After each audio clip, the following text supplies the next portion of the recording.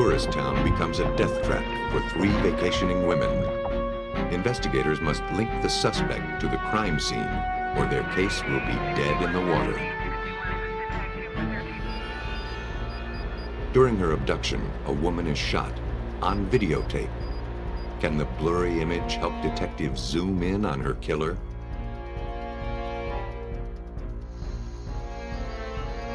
A murder case rests on 2 computer disks that have been cut to ribbons. Now, investigators must invent a way to assemble their evidence bit by bit. Every phone call can be followed. Every transaction leaves a trace. Most of us never give it a second thought. But when a crime occurs, technology becomes an electronic witness.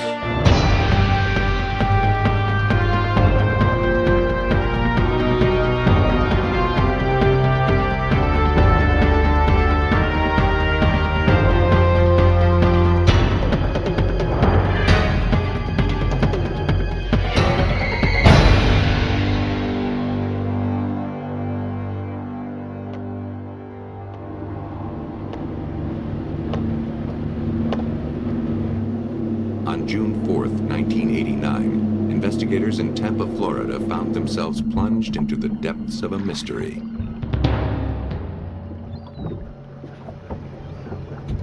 At 9:30 in the morning, boaters discovered a body floating in Tampa Bay.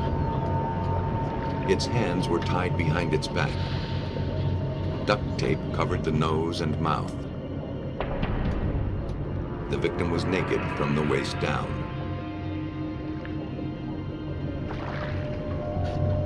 The Coast Guard arrived to recover the body. They cut it free of a weight that dangled below the surface.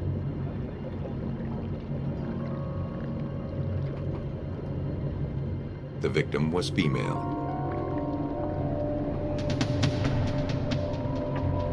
As they carried her to shore, another call came in.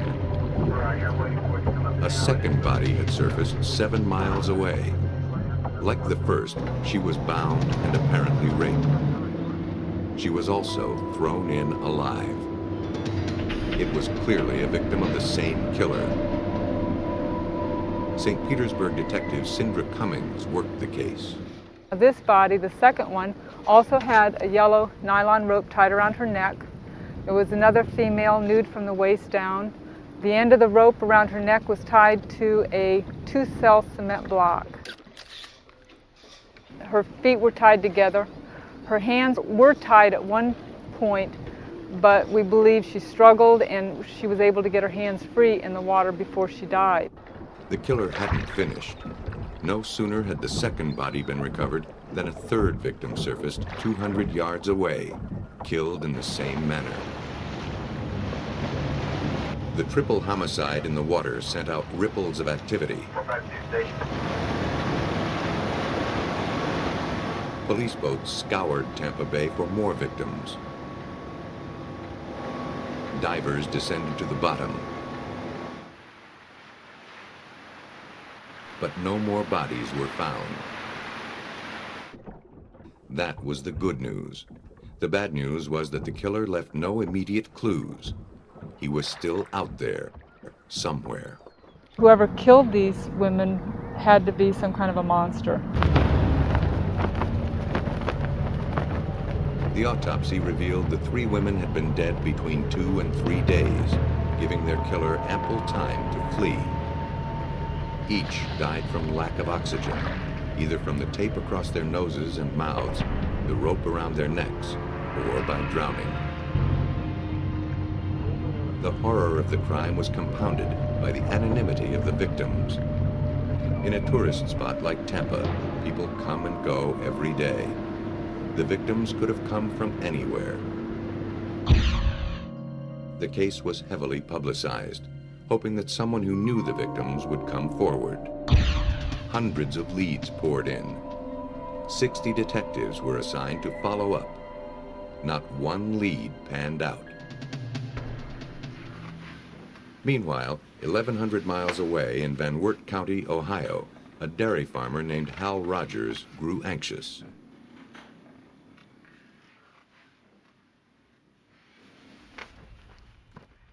His wife, Jo, and daughters, Michelle and Christy, were vacationing in Florida. But I wish Dad could come.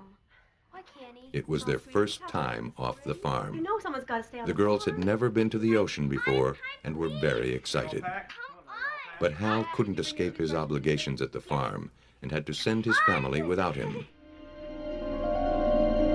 Their last postcard was dated 11 days earlier, and they hadn't called in a week.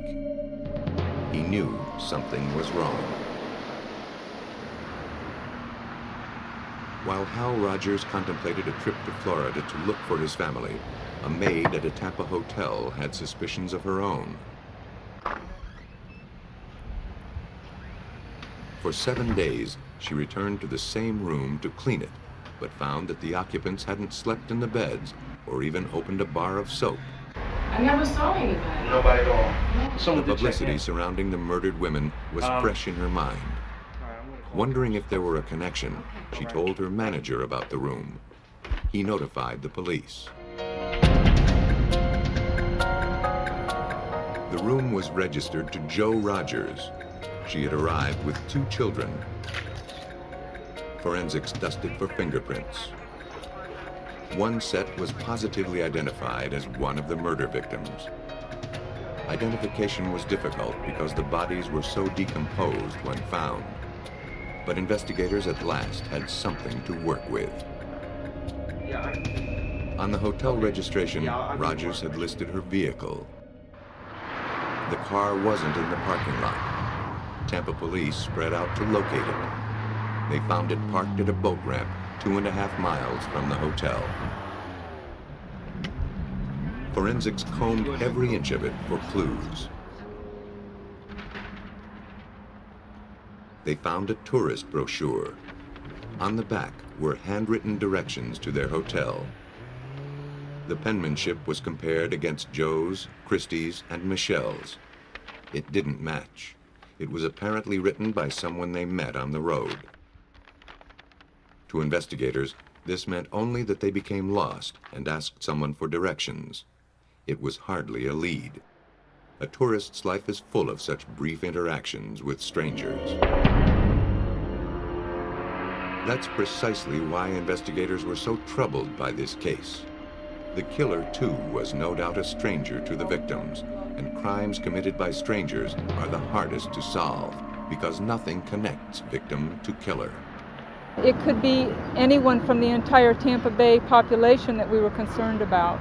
And it had everyone in Tampa Bay area concerned and worried because the victims were just tourists, someone that everyone can identify with. They weren't in a drug area, they weren't doing anything illegal or anything wrong, and here they were singled out and victimized by an unknown person. And we had no leads to the suspect, nothing to start with.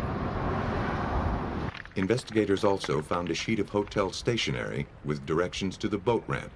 They included the words blue with white. Because the directions were to the boat ramp and the women were killed on the water, detectives assumed the words described the killer's boat.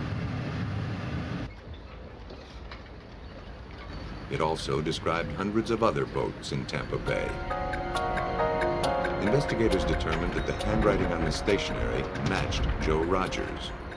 The killer must have visited or phoned her at the hotel and dictated them. But no one had seen him, and the hotel didn't keep a log of incoming calls. The ferocity of the crime told police that the killer probably had a prior record. More than likely, he worked his way up to murder through a series of smaller crimes. But without further leads, the investigation stagnated. Months rolled by as waves of suspects arose and were eliminated.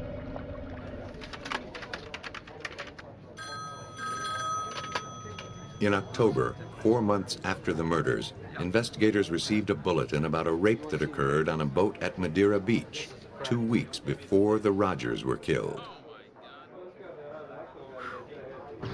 The victim was a tourist. Madeira Beach was only 10 miles from the murder scene.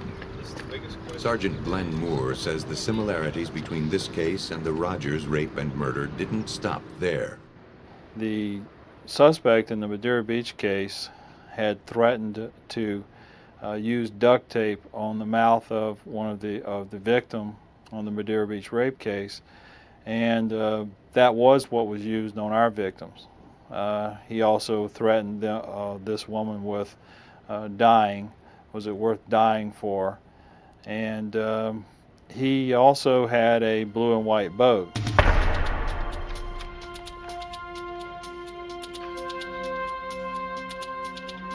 The victim gave police a description of the rapist. His eyes were sunken, very sunken. Besides his blue and white boat, she also remembered that her attacker drove a dark four-wheel drive vehicle with tinted windows.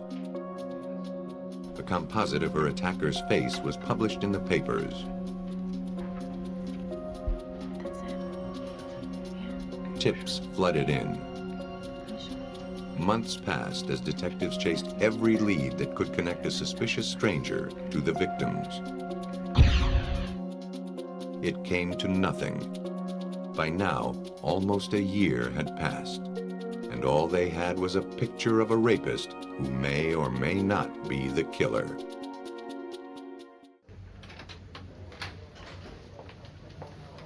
Without any promising leads in the Tampa Bay triple homicide, Sergeant Glenn Moore reviewed the evidence collected so far. He had a composite sketch with no ID and a brochure with directions to the hotel written in a stranger's hand. The brochure was taken to the Florida Department of Law Enforcement lab in Tampa and processed to reveal fingerprints.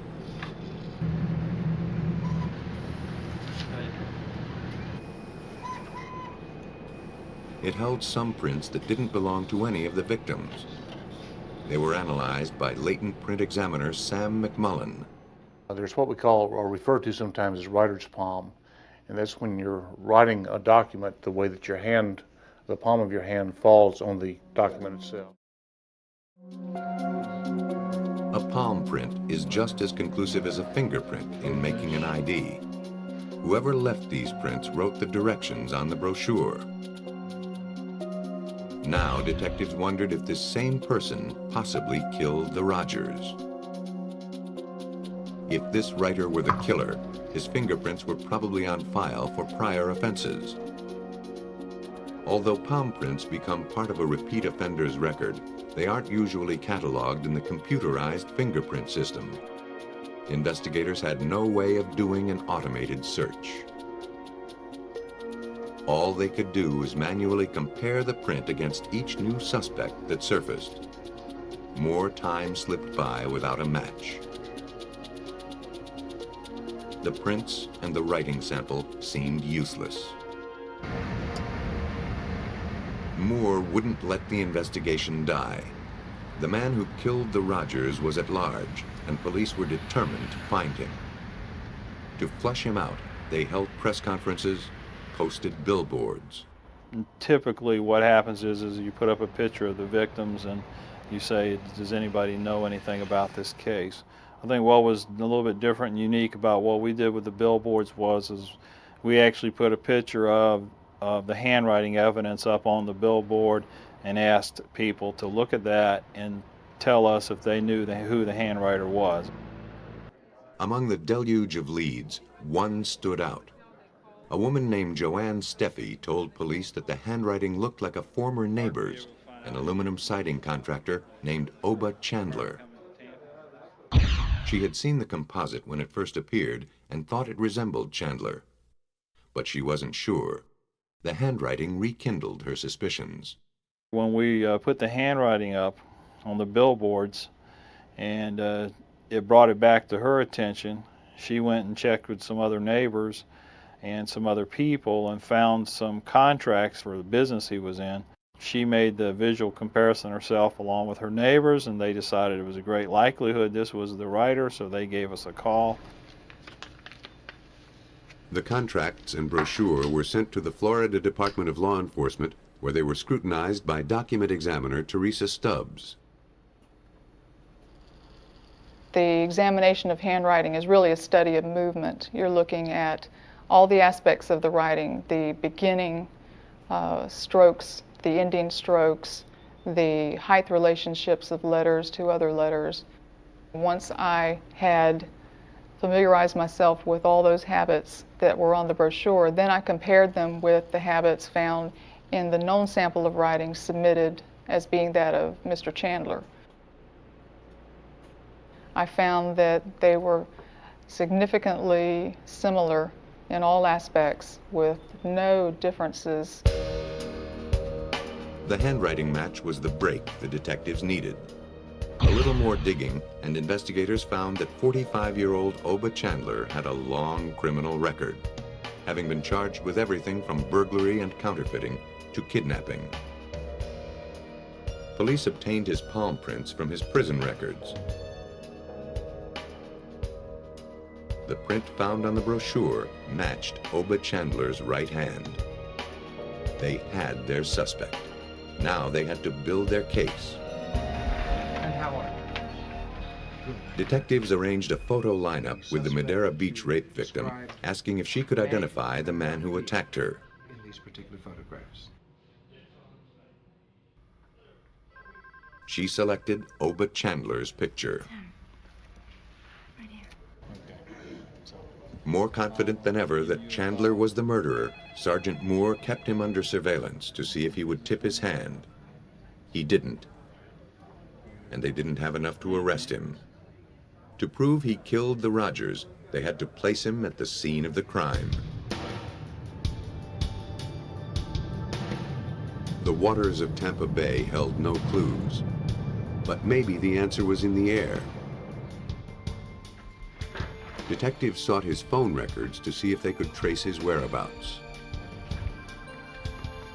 Chandler's phone records showed that on the night of the murders, June 1st, 1989, 5 calls were made between 1:30 and 5 a.m. The prefixes showed that these calls were shipped to shore, made collect to his home. They were extremely important. They put Oba Chandler on his boat the night of the killings, the night that the women were murdered and thrown into the bay. We could prove that Oba Chandler was on his boat. At his trial, Chandler said he'd been fishing on the bay that night when his engine failed. He told the jury that his fuel line broke, and by the time he fixed it with duct tape, he'd lost all his gas. He was stranded until a passing boat rescued him the next morning. But the jury didn't buy his fish story. On cross-examination, Chandler couldn't explain why he called home but didn't call a towing service. He couldn't describe where the fuel line enters the engine. He didn't realize that duct tape doesn't stick to a gas-covered fuel line. And most importantly, he didn't know his engine had an anti-siphon valve, making it impossible for the gas to leak out if the line burst. I believe that was one of the defining moments for the jury, to see him on the stand and to see all of what he said proven wrong. The prosecution presented a more credible scenario. Excuse me, sir. Do you know how to get to the Viking Hotel? Yeah, which one? Lost in Tampa, Joe Rogers and her daughters stopped to ask directions to their hotel. The friendly stranger who showed them the way was Oba Chandler. Now he knew where they were staying.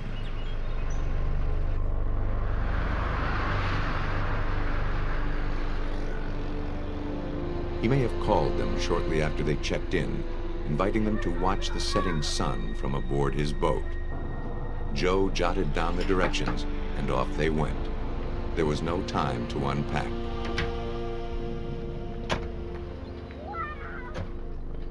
When they arrived at the pier, Chandler was there to greet them. They boarded the boat, never suspecting this was to be their last sunset. For his crimes, Oba Chandler was sentenced to death. Oba Chandler didn't care who he killed. Most murderers are more selective. The road to their conviction begins with a motive. In Northumberland County in central Pennsylvania, a young girl returned home from her grandparents' house. She'd walked this path dozens of times, and her mind was a million miles away. But on June 12, 1989, the foul smell of decay caught her attention. She cautiously investigated, hoping it wasn't a dog struck by a car. What she found was far worse, a human body. How long ago? Pennsylvania State Police rushed in to document the scene before the body was transported to the morgue for autopsy.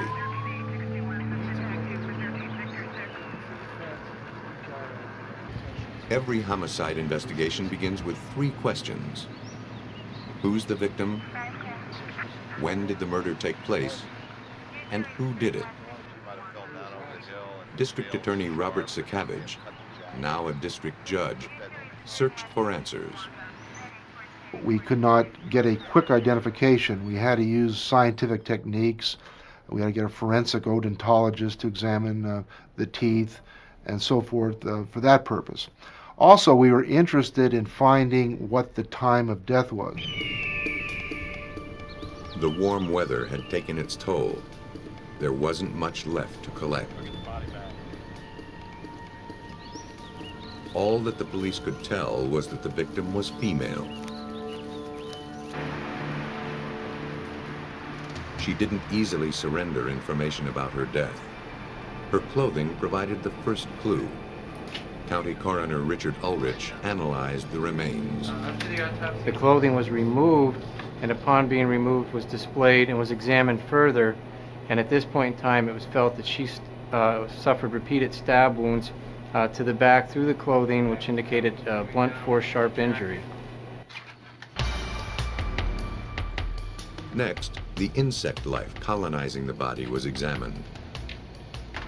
The life cycles of flies and beetles can be used to estimate the time of death. The longer a body sits, the more generations of insects it nourishes.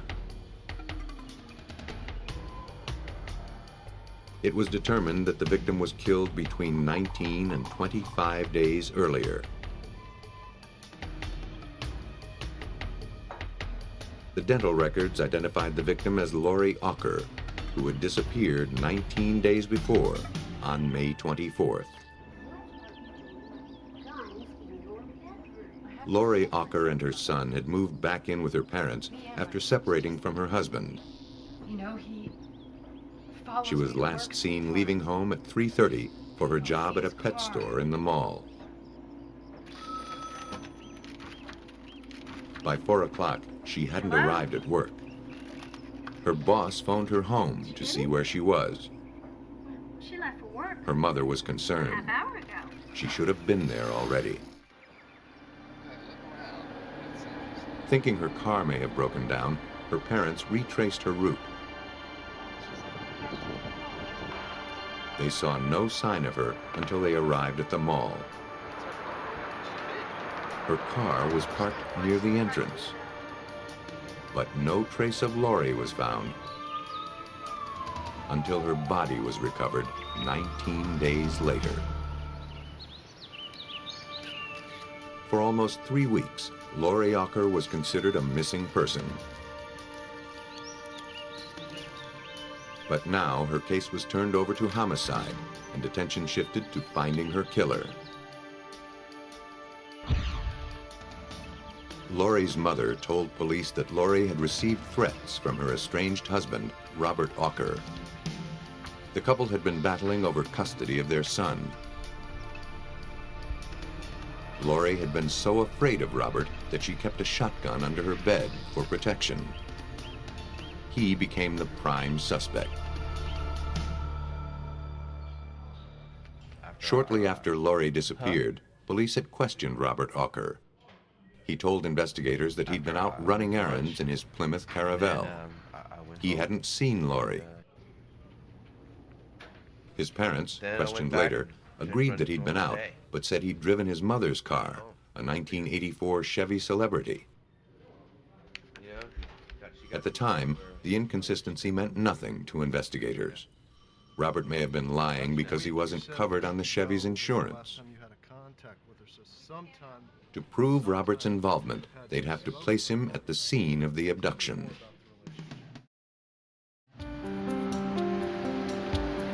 Police went to the mall to see if anyone had seen anything suspicious.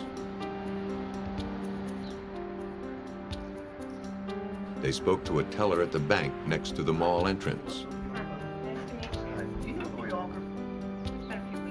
She suggested that perhaps the tape from the automatic teller machine held some clue, since it captured the portion of the parking lot where the victim parked her car. Well, I don't remember seeing it, but... An ATM camera snaps still images onto videotape at preset intervals. The camera at the mall where Ocker disappeared took a picture every 10 seconds. Lori Ocker had been missing 5 days by the time investigators were able to obtain the tape. The image, fuzzy but undeniable, was Ocker's car. Next to it was a figure, assumed to be Ocker. It was the next image, taken 10 seconds later, that caught investigators' attention. The picture was not clear. The focus of the camera was on a person who was negotiating a transaction with the machine. Over his shoulder, deeper into the parking lot, was what we believe a scene of abduction. The image showed a car crossing the victim's path. She's leaning into the car. In the next frame, the car is driving away, and Lori is gone. The car, though ghost-like, vaguely resembled the Chevy owned by Robert Ocker's mother. Robert Ocker was a suspect by virtue of the fact that he and Lori parted on such hostile terms. Lori feared for her life, but it appeared that Robert had managed to lure her into the car. At the time of this abduction, Robert Ocker was exercising his first weekend of visitation, and he had in his custody the child. We absolutely have no statements to that effect, but circumstantially, we know that how devoted she was to that child. Is there any conceivable reason she would have gone into the car? Probably. If somebody would have told her that something was wrong with her child or she was needed, she might do it for that reason. Investigators faced two obstacles linking the car to the homicide. First, the image on the ATM was too blurry to conclusively prove it was the Chevrolet. And second, Robert Ocker's father had sold the car 3 days after Lori Ocker disappeared. It had changed hands 4 times in the month since Ocker sold it. It was finally traced to its new owner 90 miles away.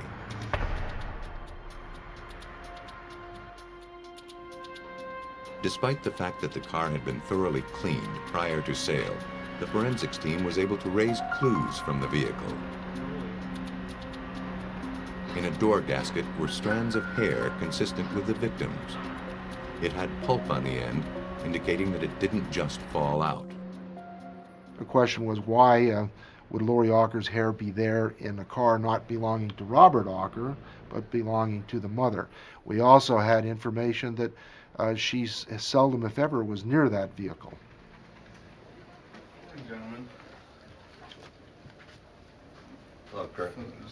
Clue by clue, the circumstantial evidence was building against Robert Ocker. The rear light configuration, this is a much... But investigators knew that the case depended on identifying the vehicle on the tape. Without any witnesses, our main witness in the case was the camera itself. Murder is not a spectator sport. You seldom get eyewitnesses to a murder. It's the recreation, it's digitally enhanced. Right. Investigators tried the next best thing. The original. They reconstructed the crime using the Ocker's Chevy. Do you have any other ATM photographs that we're going to use? They positioned it in the parking lot to approximate the unknown car, and they taped it with the same camera and focus as the ATM image. Then, the two images were compared. From the description The results were encouraging, but inadequate to snuff reasonable doubt. Of course, this car. The tape from the ATM wasn't enough. Investigators knew they needed to enhance the image, but in 1989, enhancement technology was in its infancy. They didn't know if it was possible to clean up the video. Sakavage contacted Eastman Kodak for help. They suggested NASA. If anyone on the planet had the ability to turn fuzzy images into hard evidence, it would be the Ballistic Missile Defense Organization at Kennedy Space Center. Principal investigator Alan Tietjen is in charge of analyzing images from shuttle launches for evaluation or troubleshooting. When the Pennsylvania State Police contacted him, he knew that enhancing the ATM tape wasn't rocket science, but it was close. The process was very much the same. The source material was different in that videotape from a ATM machine is poorer quality than what we normally deal with. Tietjen knew the quality of the image was too poor to identify faces or the license plate. The best he could hope for was to identify the car model. The image was loaded into a computer, which converted it into a digital image made of dots of light called pixels. 512 pixels per line, 512 lines per image. The process took 5 days. The computer, governed by a set of mathematical equations, manipulates the pixels, enhancing the picture. There is no human intervention directing a specific result. The mathematics determine the result. Each set of equations produces a different outcome. Tietjen had to be meticulous in his methods. He was setting a precedent. Never before had video enhancement been used in a capital case. He devoted 3 weeks to enhancing the ATM video. Once he completed it, he set to work enhancing the police reconstruction video. He used the same parameters for both in order to demonstrate that the images were in fact enhanced and not altered. Even with enhancement, the car in the original video wasn't perfectly clear. To make their case, investigators hired an expert from General Motors to identify the make and model of the car. He identified it as a Chevy Celebrity, model year 1983 or 84. Robert Auker's mother drove a 1984 model.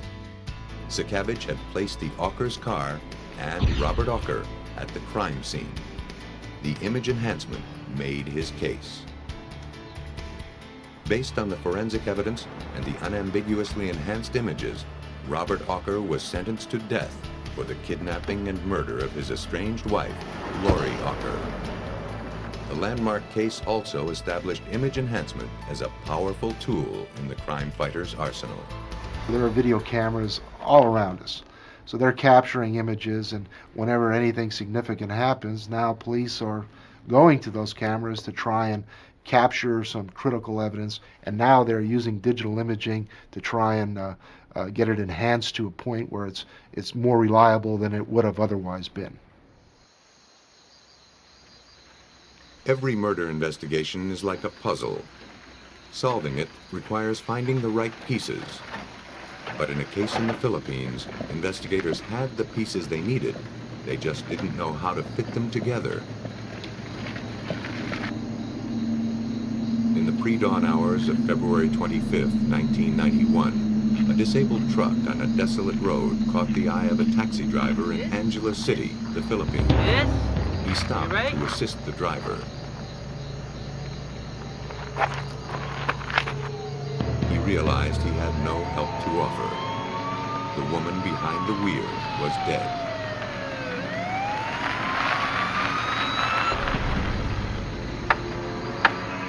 When police arrived, the key was still in the ignition. The driver was still strapped into her seat. She was an American. Officials at nearby Clark Air Base were notified. Calling Central, this is Chief Gindon, pwedeng pakidala dito ng mga pulis para ma-check natin itong babae nito mukhang tiga Clark Air Base. Life on the base is tight-knit. The first investigator on the scene thought he recognized the truck and its driver, a master sergeant's wife named Julie Snodgrass. Tim Davis. Office of Special Investigations Regional Forensic Consultant Lieutenant Colonel Tim Davis was summoned. As we approached the truck, one of the agents came over and said, "Sir, I think it's Julie."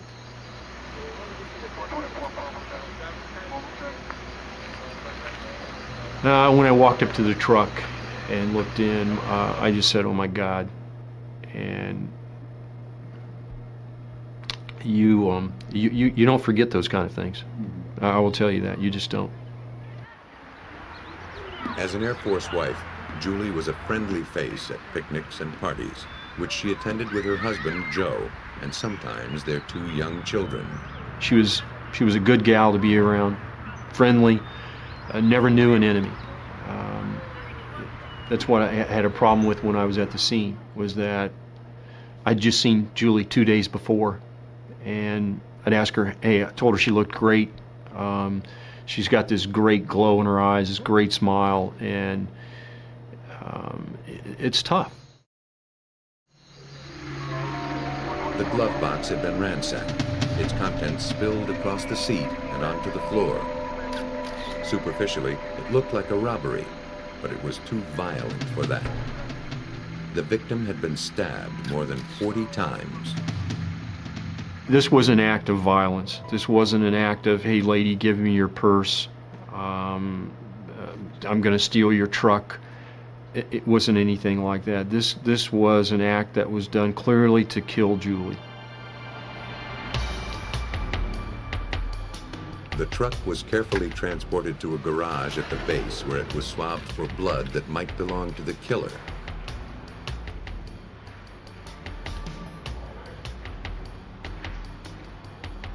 Hair and fibers were also collected.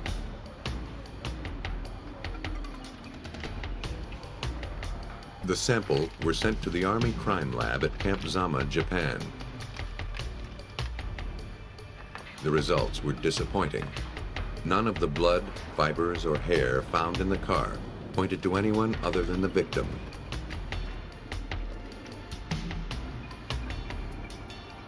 Investigators hoped that more significant clues were still to be found.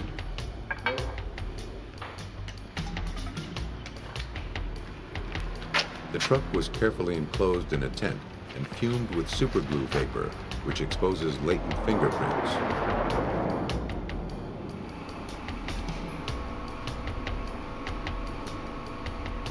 Some partial prints were lifted from the dashboard. They didn't belong to Julie or Joe Snodgrass, but the Philippines had no system to match fingerprints with known felons. It was another dead end. Besides the brutality of the crime, one question kept nagging at Davis. What was the victim doing in that part of town, especially at that hour? If Julie went somewhere, generally it was on base only. Very rarely did Julie ever go off base. The victim's husband, Joe Snodgrass, was questioned about the night of the murder. It was an awkward situation. Joe was in charge of managing all the evidence collected from crimes involving Air Force personnel in the Philippines. Because of his personal connection, the murder of his wife was one case he was not cataloging. Joe, I'd like to ask you a couple of questions. Where were you? Snodgrass told investigators that he and Julie argued. She stormed out. Well, that day I was out He called shopping with several my of her wife, friends to see if they'd seen or heard from we had her. a fight, and, He even pretty kept a much fought for log the of the remainder calls day, he'd so made. around 10:30 she just left. That level of attention to So I detail just came raised back to the suspicions. If you're watching and you believe in the TV cop stuff, primarily one of the things that a guilty person does is keep a log of the phone calls. So you just think, oh come on, this is too obvious here, but he actually did.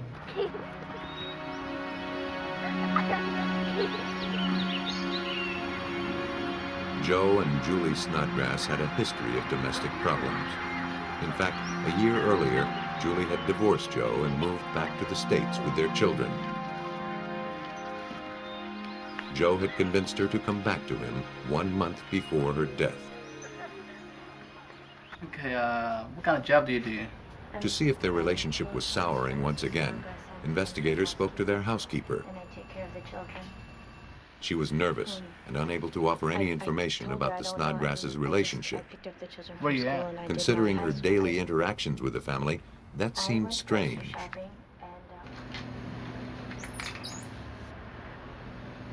Investigators had no evidence to justify their suspicions about Joe Snodgrass.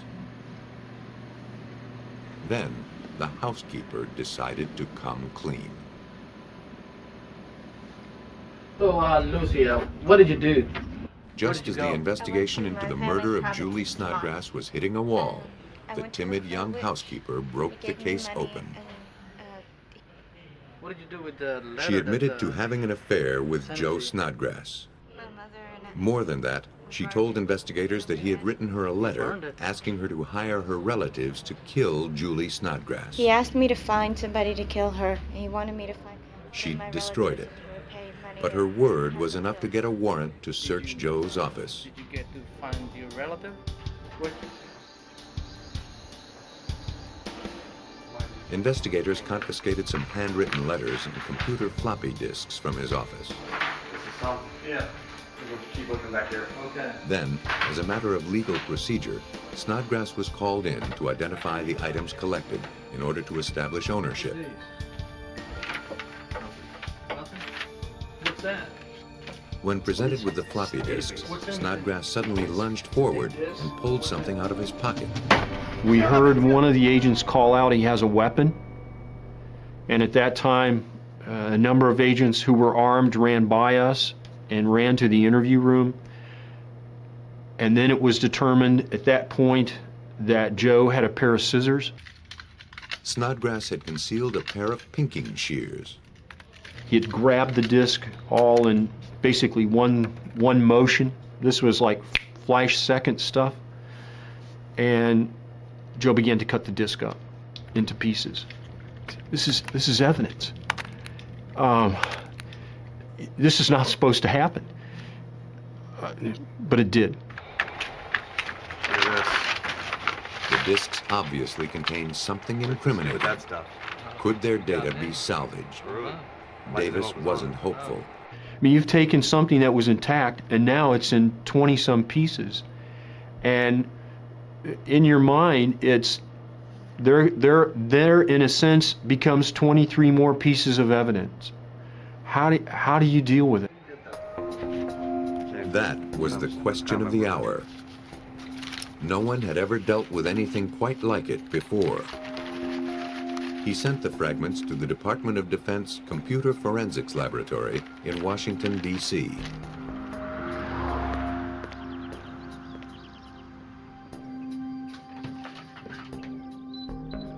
They became the responsibility of Special Agent Jim Christie of the Air Force Office of Special Investigations.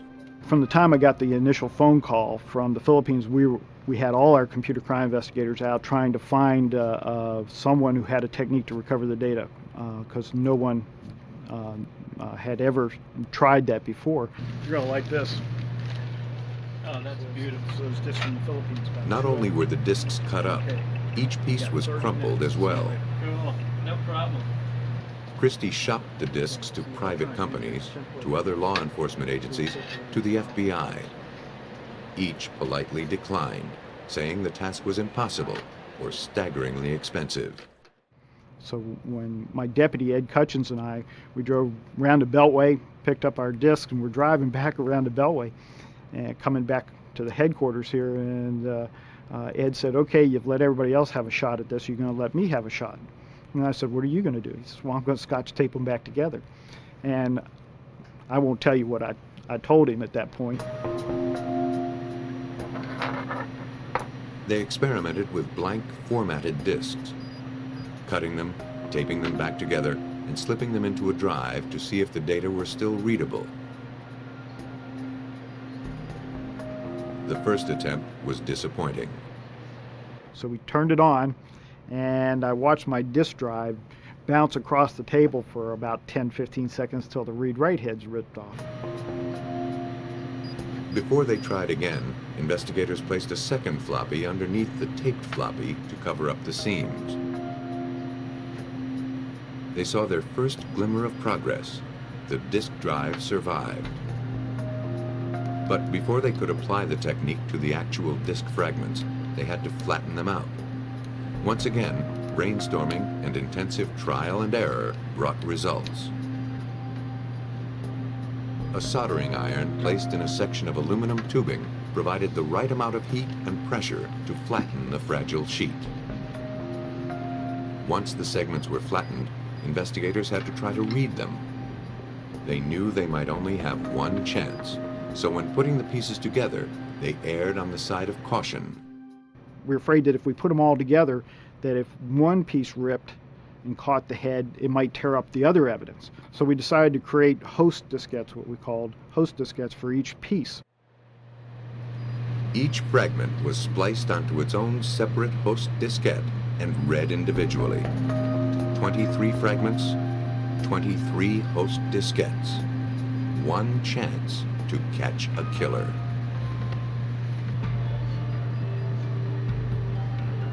Computer forensics experts in Washington, D.C. puzzled over how to assemble the pieces of the mutilated diskettes in order to solve a murder.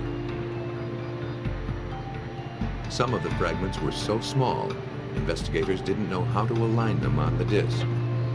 These more troublesome pieces were sprayed with a solution called Magna-C. The magnetic spray dries to a powder and reveals the magnetic tracks on the disk fragments. Once the fragment was properly aligned on the host diskette, the powder was brushed away. Finally, came time to read the fragments. To analyze and display the bits and pieces of data, investigators relied on a software package called AnaDisk, developed for law enforcement. AnaDisk kept a trail of the separate segments of data and displayed them on the screen so they could be combined. The pieces, in more ways than one, were falling into place. But the splices still caused problems. Information on a diskette is tightly packed.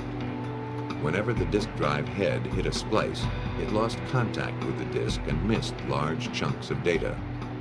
For this high-tech problem, an assistant supplied a low-tech solution.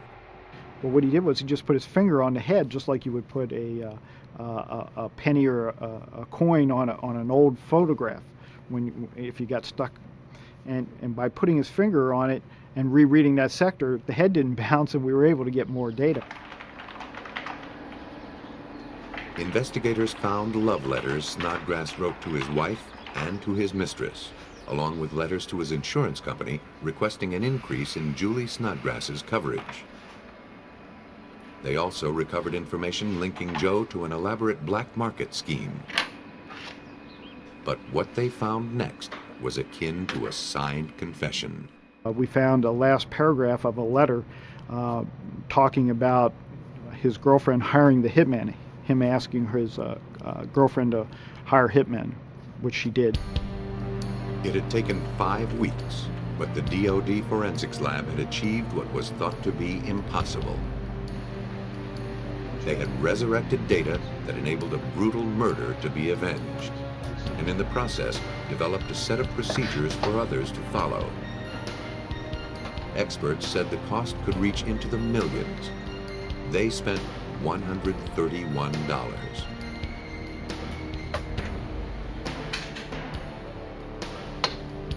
The information they gathered was sent back to Lieutenant Colonel Davis in the Philippines. For me? Great. I'll tell you flat out, had we probably not had that, we'd have had a tougher case to prove. But with the documentation that was recovered from that disc, there was no mistake. We had Joe. Investigators reconstructed the likely course of events that led up to the murder. Joe Snodgrass, who was very controlling of his wife, had convinced her to deliver some money he owed to one of his black market contacts.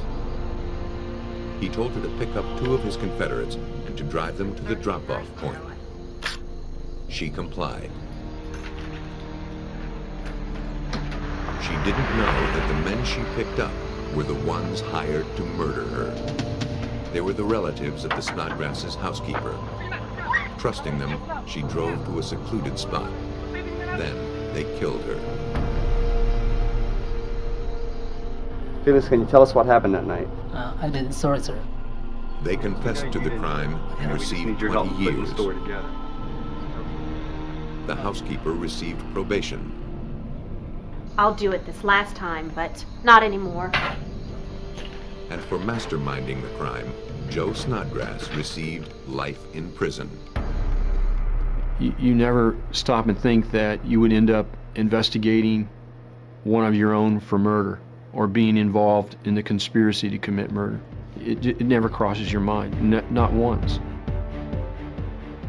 The technology that simplifies our lives has also made it harder for us to pass unnoticed. In almost everything we do, we leave behind an electronic trail as solid as footprints and as individual as our own face.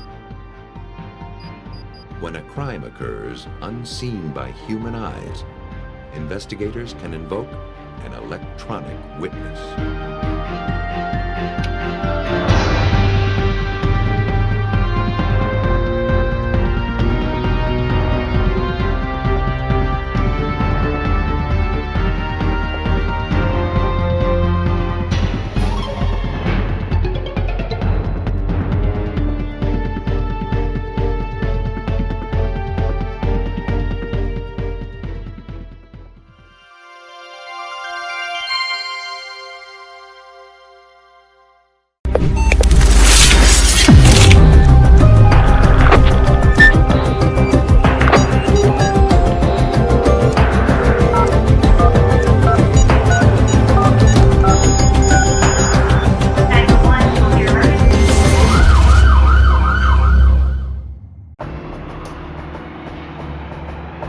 The nation's long web of interstates provided the perfect hunting ground for a depraved predator. He preyed on hitchhikers wandering the roads. He held them captive, then tortured and raped them. When that didn't satisfy his warped cravings, he killed instead.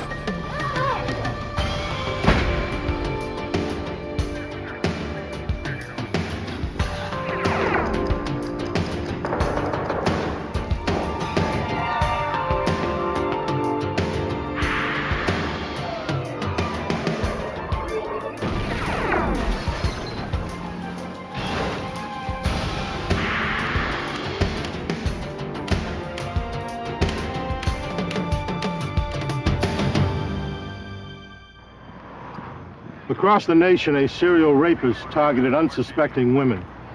It was only a matter of time till his dark urges raged out of control and led him to murder. He followed a path so random it was impossible to trace, and all that tied him to his crimes were his access to the highways and a bizarre sexual fetish. I'm Jim Kallstrom, former head of the FBI's New York office.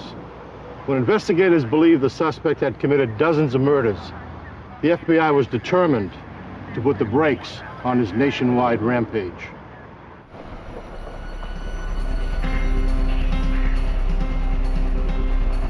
February 5th, 1990. On a road in Houston, Texas, 18-year-old Nicole Tuttle desperately tried to flag down passing motorists. Someone finally stopped for the bruised and bleeding woman. Oh my God.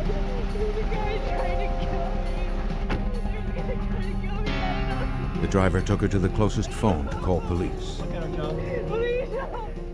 At the Houston police station, Nicole told officers that she'd been kidnapped and assaulted, but she'd managed to escape. Her ordeal began in California 1 week earlier.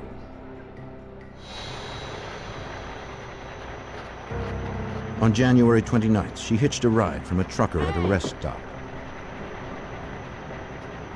He said his name was Dusty and that he was headed east through Arizona.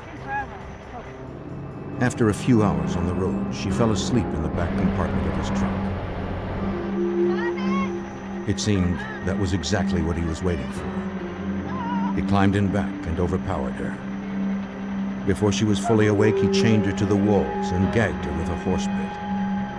The trucker whipped her and pierced her with pins and fishhooks. He also raped and sodomized her. Nicole told police that she was chained inside the cab for 6 days. Her ordeal didn't end there. Inside his Houston apartment, the trucker allowed her to bathe, then chained her to the bed and raped her again. She watched helplessly as he approached her with a straight razor. He pressed the blade close to her scalp and began to slice off her hair. After 3 hours, he forced her back into the truck. This time, he failed to bind her. When they stopped at a brewery, he left her alone as he walked inside to sign for his new freight. Do you know how many days that you were in the truck? Nicole knew this might be her only chance. Where did you? She ran for it, still wearing a dog leash around her neck. I needed to go to California. Houston police stopped a trucker in the area whose rig fit Nicole's description. And it, She said he was not the man who attacked her. A background check revealed no outstanding warrants or convictions, so police released the trucker. Nicole told the officers to stop searching. She was too frightened to testify against her attacker. She just wanted to go home to California. On February 5th, the same day that Nicole escaped, another young woman was on the highway thumbing for rides.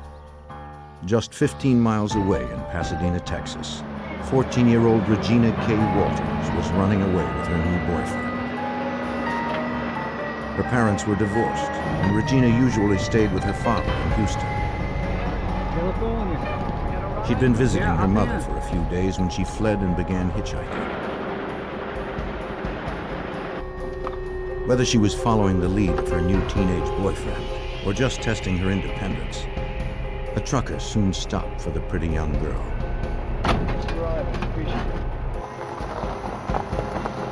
Regina's mother, Carolyn Walters, was a single mom who worked long hours as a department store clerk.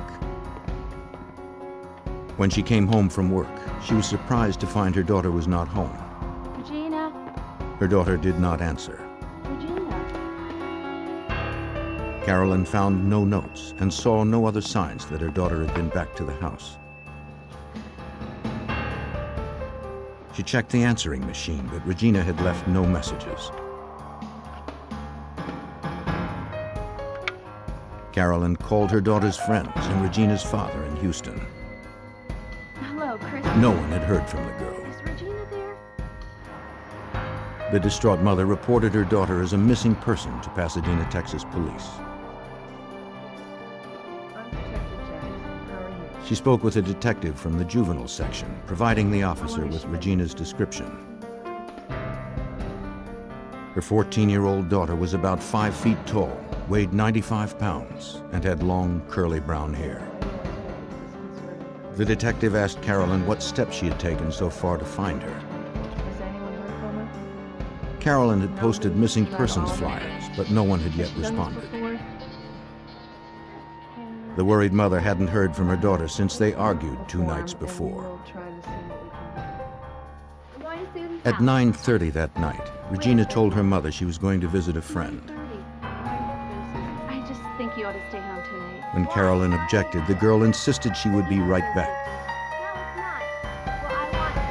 Regina, what? Against her better judgment, Carolyn relented, trusting that Regina would call if she stayed out later.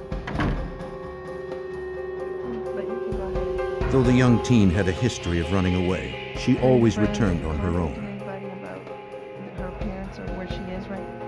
Her mother believed this time was different. Pasadena, Texas Police Detective Suzanne Jackson of the Juvenile Division was assigned the case. She understood Carolyn's concern. Several days passed, and Regina would normally call her mom when she would leave home and let her mother know that she was okay and that she was just out. She would be back when she was ready to come home, and she had not done that.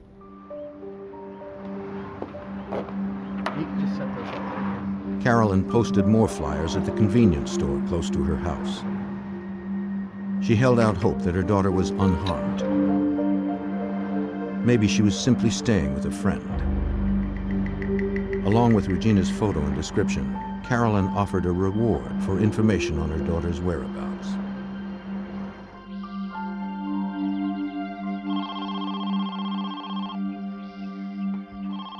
"5 days after Regina's disappearance, Carolyn received a phone call. The caller had seen Regina talking to 2 young men on the evening she left her mother's house. Okay. The person only knew the men as Billy and Ricky, but she remembered that Billy had a girlfriend with the peculiar name of Urena. Carolyn immediately called police. Detective Jackson, please. The following day, a second caller gave Carolyn the address of an apartment where he had seen Regina at a party 2 days before.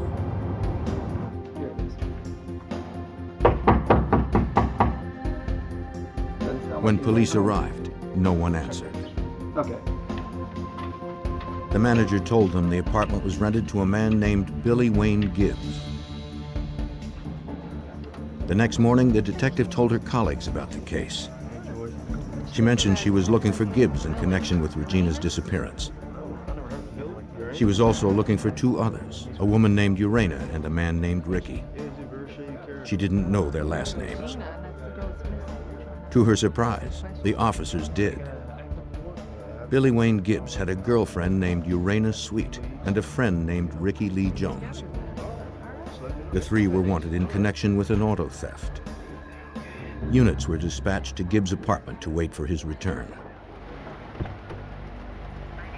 Officers patrolled the nearby road. After several hours of surveillance, they picked up 17-year-old Gibbs and his girlfriend Urena near his apartment. Police handcuffed the young couple and brought them to the station for questioning.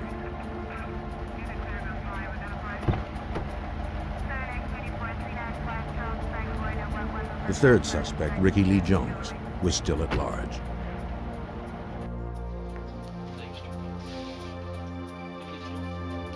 The arresting officer asked Gibbs if he had seen Regina or Ricky Lee Jones. Gibbs said he had spoken to them 4 days ago, but not since. He told police that Ricky and Regina were in love and planned to run away to Mexico where Ricky had relatives. The detectives suspected that 18-year-old Jones had another reason for leaving town. If he were caught with Regina, he could be charged with contributing to the delinquency of a minor. Regina was 14, and they obviously were boyfriend and girlfriend at the time. When they saw the flyers that the mother had left out with reward on her location, they decided that it would be best to leave the area so they wouldn't be caught. And that's when they decided to leave the area, hitchhike to Mexico. The detective learned that Ricky Lee Jones was already on probation for theft. Fleeing jurisdiction was a parole violation. She issued a warrant for his arrest. She also fed Regina's description into the NCIC, the National Crime Information Center, a database listing both victims and criminals nationwide. If Regina were located by any police department in the country, Pasadena, Texas police would be notified. Until then, with no known address or vehicle, it would be difficult to find the pair. 15 miles away, Houston police interviewed Jerry Walters, Regina's divorced father. He told them he had received a disturbing call on his unlisted home number on the evening of March 17th. The conversation was brief, and Walters did not recognize the caller's voice.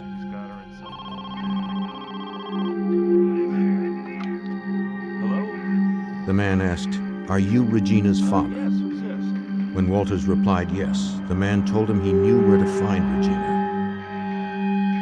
He said she was in a loft of a barn, and that there had been some changes. He had cut the girl's hair. Regina's father asked if she was dead or alive. The caller hung up without answering. Detective Jackson asked Southwestern Bell to trace the call. The company told her it would take several days. Police would simply have to wait. Aside from the phone records, the trail of the missing 14-year-old and her boyfriend was stone cold. In March of 1990, Pasadena, Texas police detective Suzanne Jackson continued her search for 14-year-old Regina K. Walters. The girl hadn't been seen since early February when she left a friend's house with her 18-year-old boyfriend, Ricky Lee Jones. The detective's only lead was an anonymous phone call made to Regina's father on March 17th. The call had yet to be traced. On the same night Regina's father received his call in Houston, her mother in Pasadena, Texas also got a call. Hello? She recorded the conversation as police had advised. An unknown man told Carolyn to meet him at 6:30 the next morning at the local convenience store.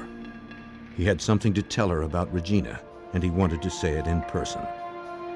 Without giving his name or description, he hung up. Carolyn called Detective Jackson, who told her it was risky to meet the man. When Carolyn insisted, Jackson said police would go with her for protection. From a distance, officers kept an eye on Carolyn as she waited at the convenience store for the unknown caller. She had no way of knowing if the man knew who she was, and no way to identify him. Her only hope was if he would approach her.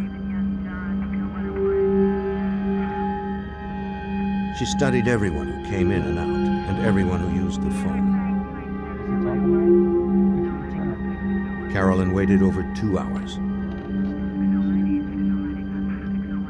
The caller never came forward. 2 days later, Pasadena, Texas police received the phone records for both calls to Regina's parents. They learned that the call to Regina's father in Houston was made from a gas station in Ennis, Texas, 200 miles northwest of where she was last seen. The call to her mother's home in Pasadena, Texas, was made from a payphone only a few blocks away. At that particular time, it was obvious that we were becoming very concerned about Regina's whereabouts with the phone calls and the information that we received. We were pretty sure that there was going to be foul play involved. 2 weeks later, Carolyn told Detective Jackson that the man who had called her before wanted to set up another meeting at the same convenience store. Police traced the call to a nearby payphone. The caller had already fled. On April 23rd, police found a partial skeleton of a small female near a riverbank in Pasadena, Texas. They determined the young girl's age and weight was close to Regina's. Detective Suzanne Jackson brought Regina's dental records to the medical examiner. I went to the ME's office with my information. We did a comparison on some dental x-rays and found that this particular person was not Regina. Months went by with no leads. Regina's parents feared the worst. On October 12th, 2 boys were playing near a dirt road in Manville, Texas, 26 miles south of Houston. Close to the road, they came across a wood pile. They found something they'd never forget. Human remains. They ran home to tell their parents, who called police.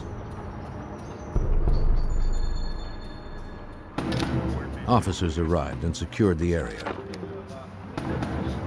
They could not identify the body at the site. It was too badly decomposed, and there was no wallet or identification nearby. All police could guess was that the victim was a child or young adult.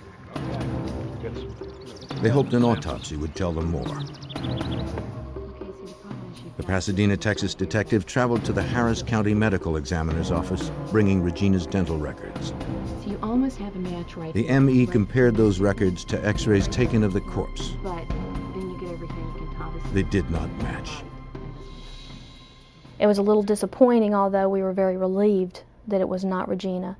Her parents at this particular point were concerned that we were going to be recovering a body and we were not going to be locating Regina alive, and they were ready for some type of closure at this point. As the search continued in Texas through the fall of 1990, a farmer prepared to burn down his old barn in Bond County, Illinois. He hadn't been inside in years. The farmer climbed up into the hayloft to make one last check of the place. He looked through the abandoned building, but found only items long since discarded. Nothing seemed especially unusual or out of place. Then, something caught his eye. He looked closer at the strewn hay and saw a skeleton that appeared to be human.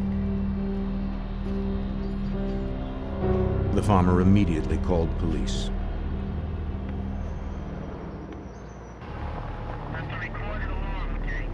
In October of 1990, as Detective Jackson hunted in Texas for 14-year-old Regina K. Walters, a decayed body was found in the hayloft of an abandoned barn in Bond County, Illinois. Agent Mike Sheely of the Illinois State Police responded to the scene.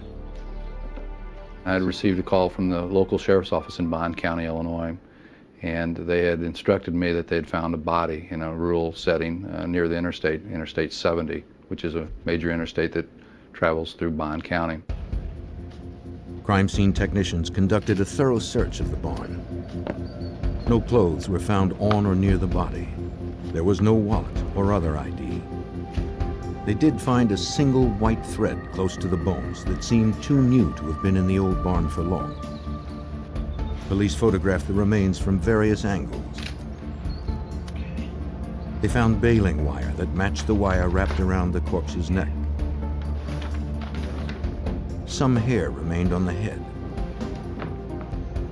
Because the skull was so small, police believed the victim was probably a child.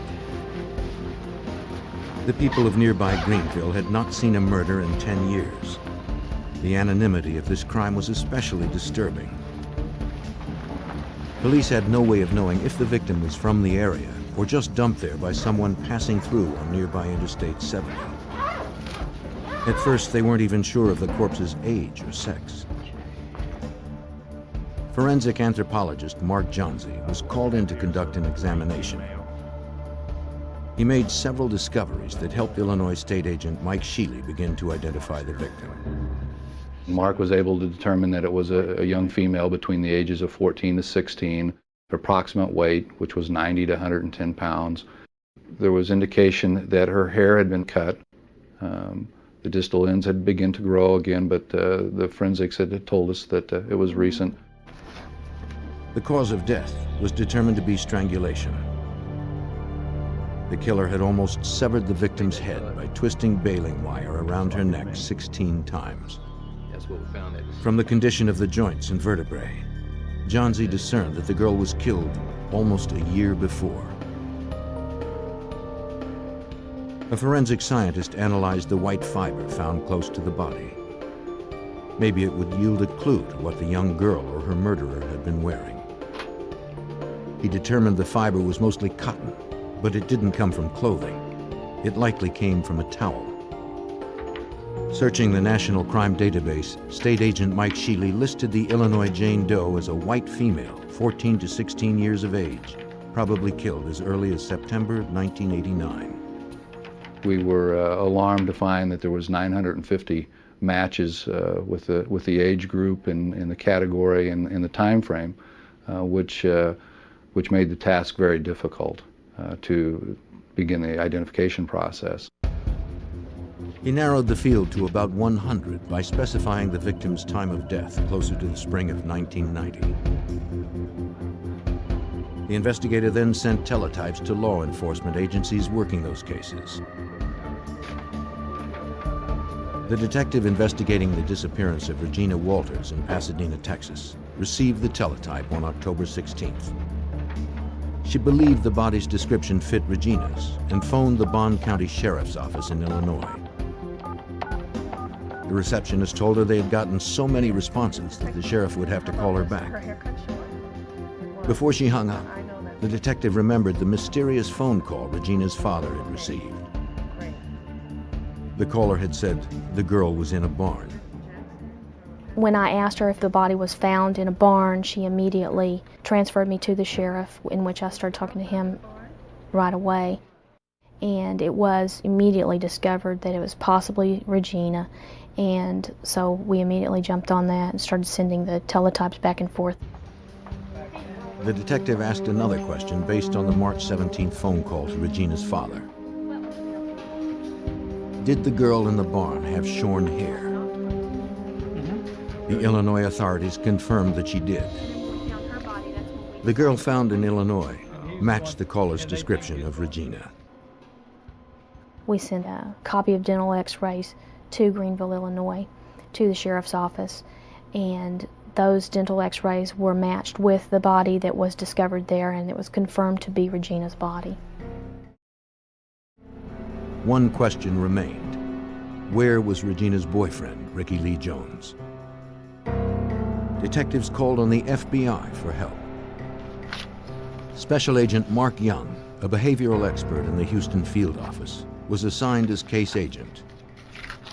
And I tried to go in and contact every person that had any involvement with Ricky or Regina. I wanted to see if there was anything that they mentioned that would have proven valuable to locating Ricky. At his former high school, Pasadena, Texas detectives also continued to pursue Ricky Lee Jones. That's right, you did. What do you call it? Just a second, please. A guidance counselor said that Jones had not been enrolled in school for the past year. She had little other information about him, though she did provide his last known address. It was the home of Jones's family. His sister Tammy was the only one there. She said that no one in the family had seen Ricky for over a year. A year? You haven't seen him in a year? They had written him off as a bad kid, believing he'd end up in prison. The detective asked if they had relatives in Mexico. Tammy said her mother had some in Matamoros, just south of the Texas border. Have you seen her? Jackson showed her a photo of Regina, but Tammy didn't recognize her. Okay, that's the last time. Has he left? Ricky was already listed as wanted because he had violated his probation. So we felt like maybe he was afraid to come home if he did know anything about Regina's disappearance and her death. We were in fear that he may not want to call and tell us what had happened, or may be involved himself. As Special Agent Mark Young pored over the details of the case, he developed a profile of Regina's killer. The agent determined that 18-year-old Ricky Lee Jones probably did not commit the crime. If Ricky Lee Jones had murdered Regina, he would have done it in a fit of anger, and that would have been reflected in the crime scene, and you didn't see that. It was a very controlled, purposeful crime scene. You got the impression that this is an older person, a white male, a traveler, truck driver, traveling salesman, somebody that had a reason to be across the country. The fact that the barn was close to an interstate supported Agent Young's theory.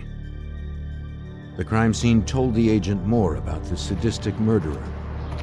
He had stripped off Regina's clothing, killed her slowly by strangulation, and most notably, had cut Regina's long hair. Whoever did this crime was doing things beyond what was necessary to perpetrate the crime. Maybe a sexual predator or sexual sadist, a person that had other offenses also. Investigators were alerted to another crime in the town of Marshall, Texas, 200 miles north of Houston. Partial skeletal remains of a young man were found, washed up on a creek bank. The skull had been perforated on the left side by a small caliber firearm. Though there was little evidence to positively identify the body, the victim's age and location led police to conclude it was probably Ricky Lee Jones. I came to the conclusion that there were no other leads to cover in this case. For all intents and purposes, the case was closed in our division. We had nowhere else to go. To investigators, it looked like the man who had killed Regina K. Walters and her boyfriend had gotten away with murder. As the hunt for a sadistic killer ground to a halt in Pasadena, Texas, 1,000 miles west in Arizona, authorities encountered a problem on their own highways. An Arizona highway patrolman was at the end of his shift when he came across a tractor-trailer parked on the side of an interstate on-ramp. The rig had to be moved. It was a hazard to passing motorists. He noticed the lights were on and the engine was still running. As he approached the driver's door, Officer Michael Miller recalled that a man suddenly burst out of the cab and immediately spread his arms against the truck. And I asked him, I said, "What's going on?" And he said, "Nothing, officer, we're doing just fine." He said, "There's no problem. I've got a gun in my back pocket." And he motioned to his back pocket and then put his hands up on the side of his truck. This was kind of an unusual situation. And I could still hear the woman screaming on the inside of the truck. Miller cuffed Robert Ben Rhodes and escorted the trucker back to his car to question him further. He said it was just fine. They were there together in a, I guess you would call it, consenting situation. And but I didn't know if the screams coming from the woman were the fact that she was startled, she was surprised, but I was going to find out what the situation was. With Rhodes's hands cuffed behind his back, Miller seatbelted him into the patrol car. The officer returned to the truck to check on the frantic woman. He found her handcuffed to the walls by her wrists and ankles. The patrolman assured her she was no longer in danger. I told her, "Ma'am, you're going to need to remain here until I can get some help out here, because this is a criminal or a crime scene, and some detectives are going to have to look at this." I said, "Just remain calm. This man is not going to be back to bother you again. Just remain calm." I left the truck and moved back to my patrol car. Miller returned just in time. Rhodes had maneuvered his cuffed hands in front of him and released his seatbelt. He was about to open the car door. The officer quickly recuffed him. There is no actual routine stop out there in the road that no matter what you come across out there, you never know who you're dealing with. And it kind of sent a chill up my spine to know that if this man, as cool as he was, could have probably killed me and the girl at the same time and still been on the road. Police from the town of Casa Grande arrived on the scene. They freed the woman and transported her and Rhodes to the police station for further questioning. Inside the truck, they found a gruesome array of torture tools. Chains that attached to rings welded to the back of the sleeper compartment, fishhooks, bloody towels, a horse bit, and a briefcase filled with the implements of a sexual sadist. They also found a camera in the briefcase, along with several hairs that did not belong to the woman found in the truck. Casa Grande Police Detective Rick Barnhart led the investigation. Robert Rhodes had what I refer to as a rape kit in his truck. He had all kinds of paraphernalia. He had long sticks with clips on the end where he would draw and quarter his victims. He had whips. And just based on that, I knew Robert Rhodes was a predator. Just north of Phoenix at the truck stop. The woman found chained in Rhodes's truck was 27-year-old Kathleen Vaughn. I've never had any problems before. She told the detective she had been picked up about an hour earlier from the Rip Griffin's truck stop north of Phoenix. He was trying to rape. When she dozed off in the sleeper compartment, the trucker climbed back, assaulted her, and chained her to the walls. The man told her his name was Whips and Chains, and that he'd been doing this for 15 years. Police photographed her injuries, wrist burns from the handcuffs, and welts from the beatings. She tried to fight off her attacker, but her hands were chained. All she could do to defend herself was to bite him. She managed to injure his left shoulder enough to distract him from raping her. Kathleen agreed to press assault and kidnapping charges, but Detective Barnhart believed she might be problematic for the prosecution. My interview with Kathleen was really sort of bizarre. She would talk about this reality, this terrible assault that she endured, and then periodically she would revert back to a story about her traveling across the country to see the president. She told me she wanted to give the president a microchip, and she talked about the underground prison where no one escapes from. And all this time my heart was sinking because I needed Kathleen to tell a very lucid story about the horrible incident that happened to her. The detective asked trucker Robert Ben Rhodes for his version of events. Rhodes said Kathleen was crazy and described her as a lot lizard, the trucker's term for a woman who trades sex for rides. He claimed that she solicited him and that she liked it rough, though they never actually had sex. He refused to provide any details about what happened in the truck's sleeper compartment.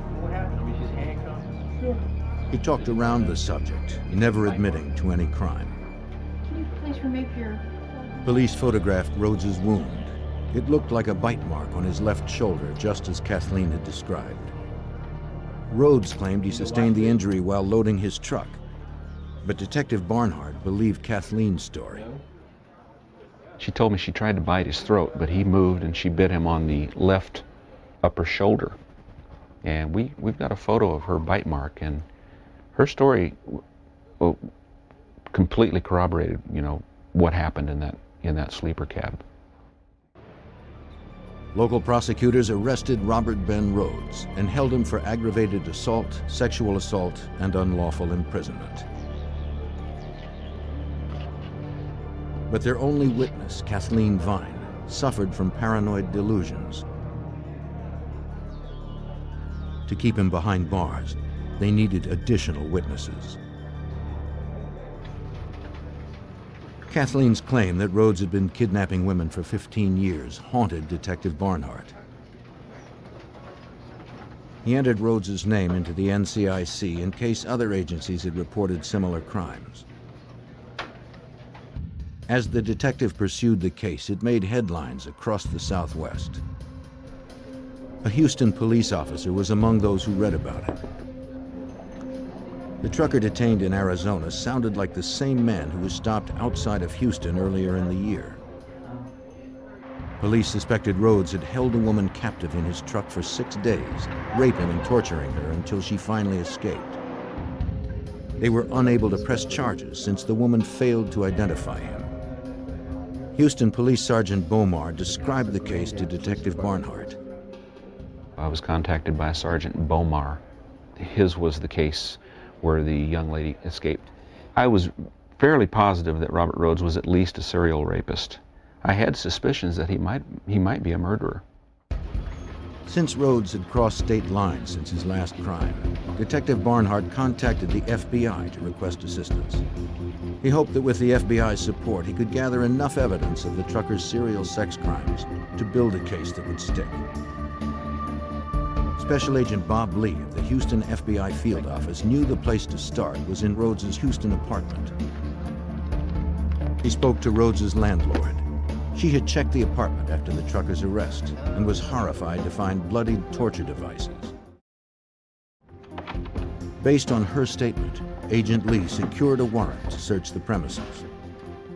We know that serial rapists often keep souvenirs from their victims, whether it be a piece of clothing or a piece of jewelry or whatever. When we went in, we found bondage paraphernalia, we found chains, we found handcuffs, we found a rack that someone could be tied to. We found a lot of women's jewelry. Agents and Houston police also found bloody white towels, women's clothing, and stacks of photographs. The snapshots depicted some women with shorn hair in various states of undress, bound and bruised. Definitely looks like her. Investigators believe that Rhodes shot the photos as souvenirs of his crimes to relive his victims' terror. Though agents now had evidence that Rhodes was likely a serial rapist, they were unable to identify any of his victims from the photos. With no additional witnesses, the case in Arizona was still weak. Prosecutors' only witness, Kathleen Vine, was questionable. A trial would be a contest of he said, she said, and a mentally disturbed woman might leave jurors unconvinced. By December 1990, the best Arizona prosecutors could do was to offer Rhodes a deal. 6 years, including time served and work release eligibility, if he pled guilty to the charges against Vine. His attorney accepted. In about a year, Rhodes could be out on parole, stalking new prey.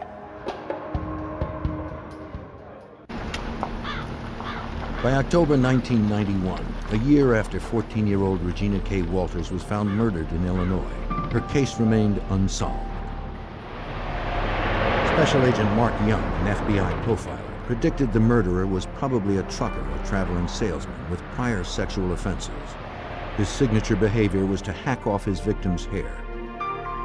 Agent Young spoke to area law enforcement agencies hoping they had open cases that might match the profile.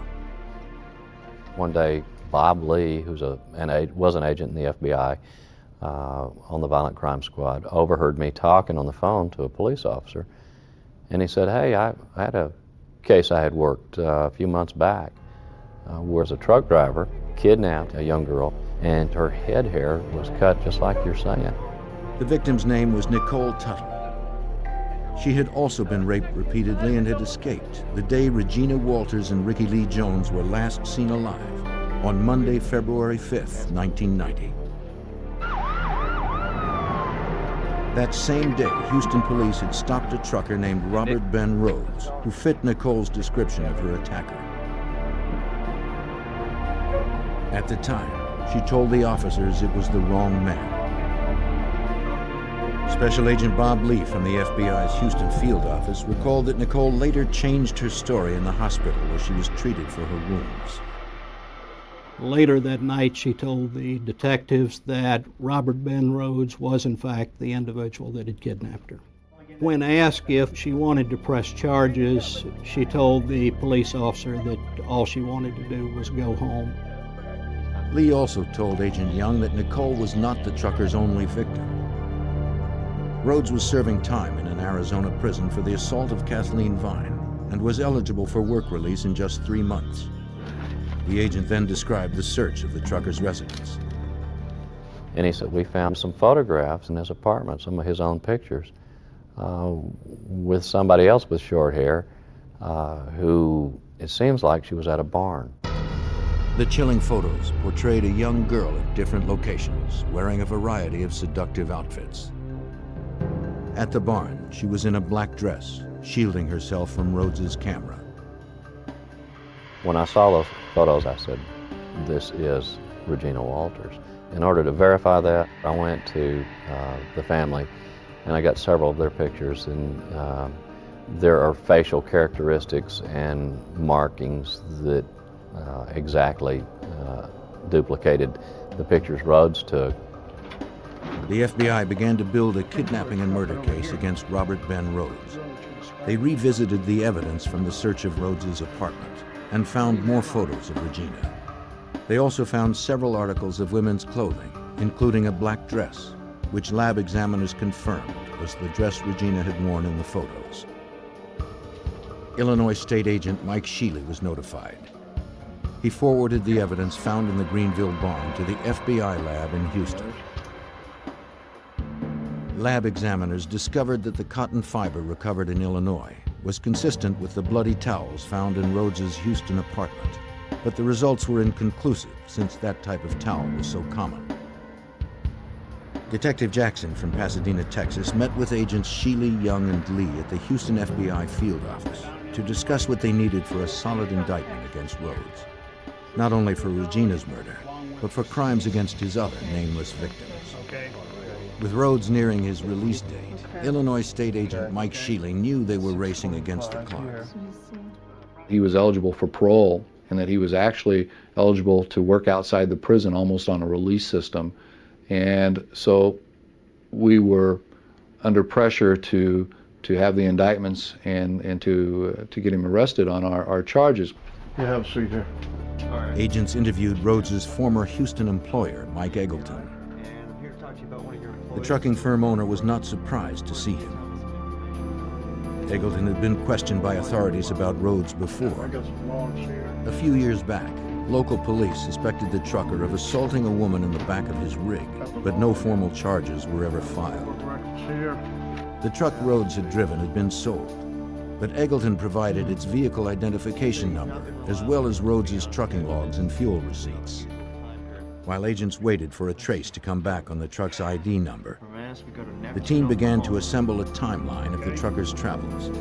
Agents found fuel receipts from a gas station in Ennis, Texas, dated March 17, 1990, the same place and date as the call made to Regina's father, Jerry Walters. Oklahoma City. Several of the local calls to Regina's mother, Carolyn, also coincided with Rhodes's time in Houston. One question about the calls remained. The killer could easily have gotten Carolyn's number from missing persons flyers posted around town. But how had he gotten Jerry Walters' unlisted home number? Agent Young found the answer in evidence stored in Arizona.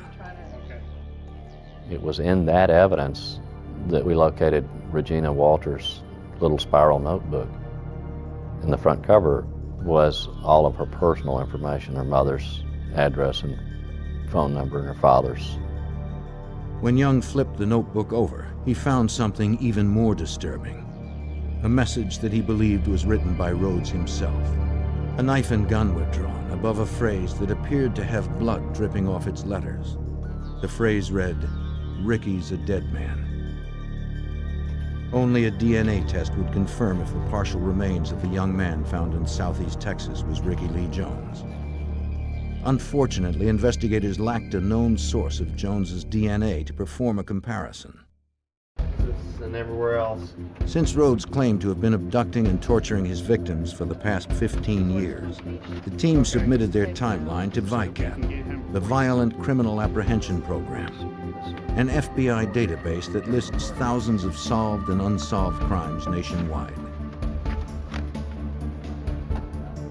Despite the limited information and gaps in the timeline, Detective Jackson was not surprised when the system returned over 50 possible matches with open homicide and missing persons cases. His trips from Houston to Baltimore to LA and back in a matter of 4 to 5 days at a time could just give you an idea of how many people he has access to and remote locations that he could abuse these people and dispose of them. A week later, agents tracked down Rhodes's truck in Houston. 2 years had passed since Rhodes had driven the rig. The cab had since been steam cleaned, repainted, and used by other drivers. But evidence of his crimes somehow survived. Investigators recovered a single strand of head hair that was consistent with Regina's. Miraculously, they also found a small fingerprint on the vinyl upholstery in the sleeper compartment that matched her prints. That proved she had been in the truck, but it did not prove when or whether she'd been there against her will.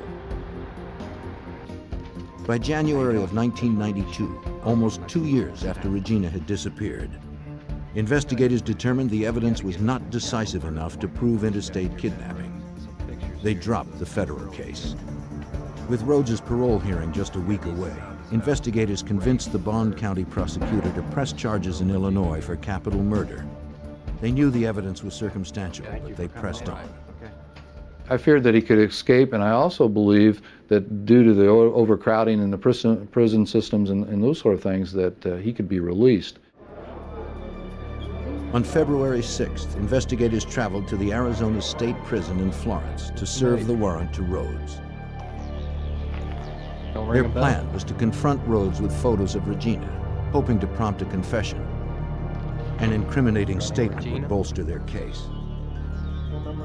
The suspected serial killer was unfazed, even smug. We spent approximately an hour with him, but Rhodes was unwilling to speak with us and denied any involvement in the death. and was very firm in his denials. And at that point, we knew that we were going to have to prove our case.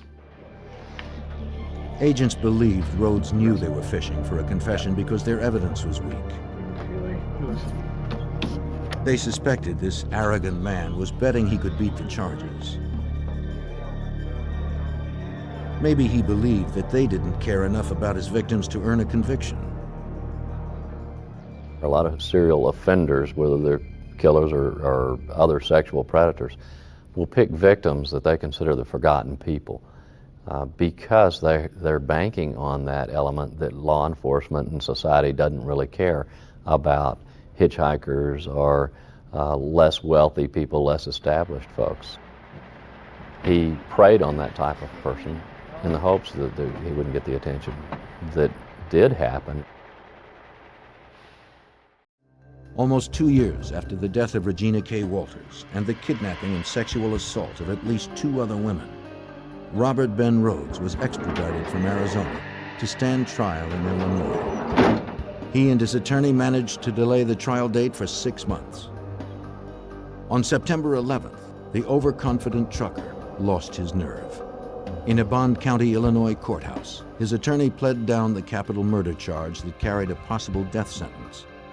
He accepted an offer of first-degree murder with a penalty of life. Rhodes was sentenced to life in prison without the possibility of parole. Even as he serves his time in the maximum security prison in Chester, Illinois, investigators have not abandoned the case. They continue to gather evidence, committed to proving that Regina K. Walters was not Rhodes' only murder victim. There is one other picture of a female as yet unidentified that got into the truck with him. We're somewhat concerned whether that may be another victim. Anybody that gets into the comfort zone of the truck of a serial killer may potentially be another murder victim. Investigators continue to work on identifying the unknown women from Rhodes's past in hopes of bringing the small comfort of closure to their grieving families.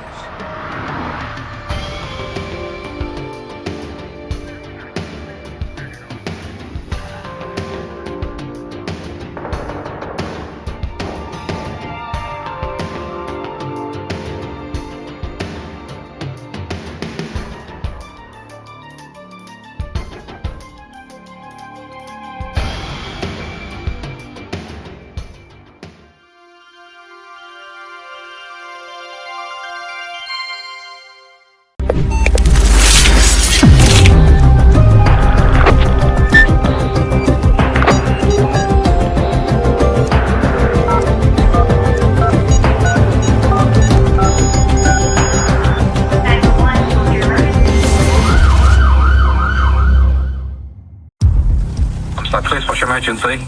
I think I found a dead body. Sorry? Dead body. There's a dead body? Yeah. That someone slipped in and drowned, or actually, is this a murder scene? It looks like it's a teenager, really. Looks like a teenager. Why was a young man's life taken in such a tragic way? There's something dark going on underneath that relationship. It's about status, power, control. It's reckless and it's intentional. We have a 2-hour time period when we don't know where they've been and what they've done. Is there a killer on the loose? We need the evidence to tell us.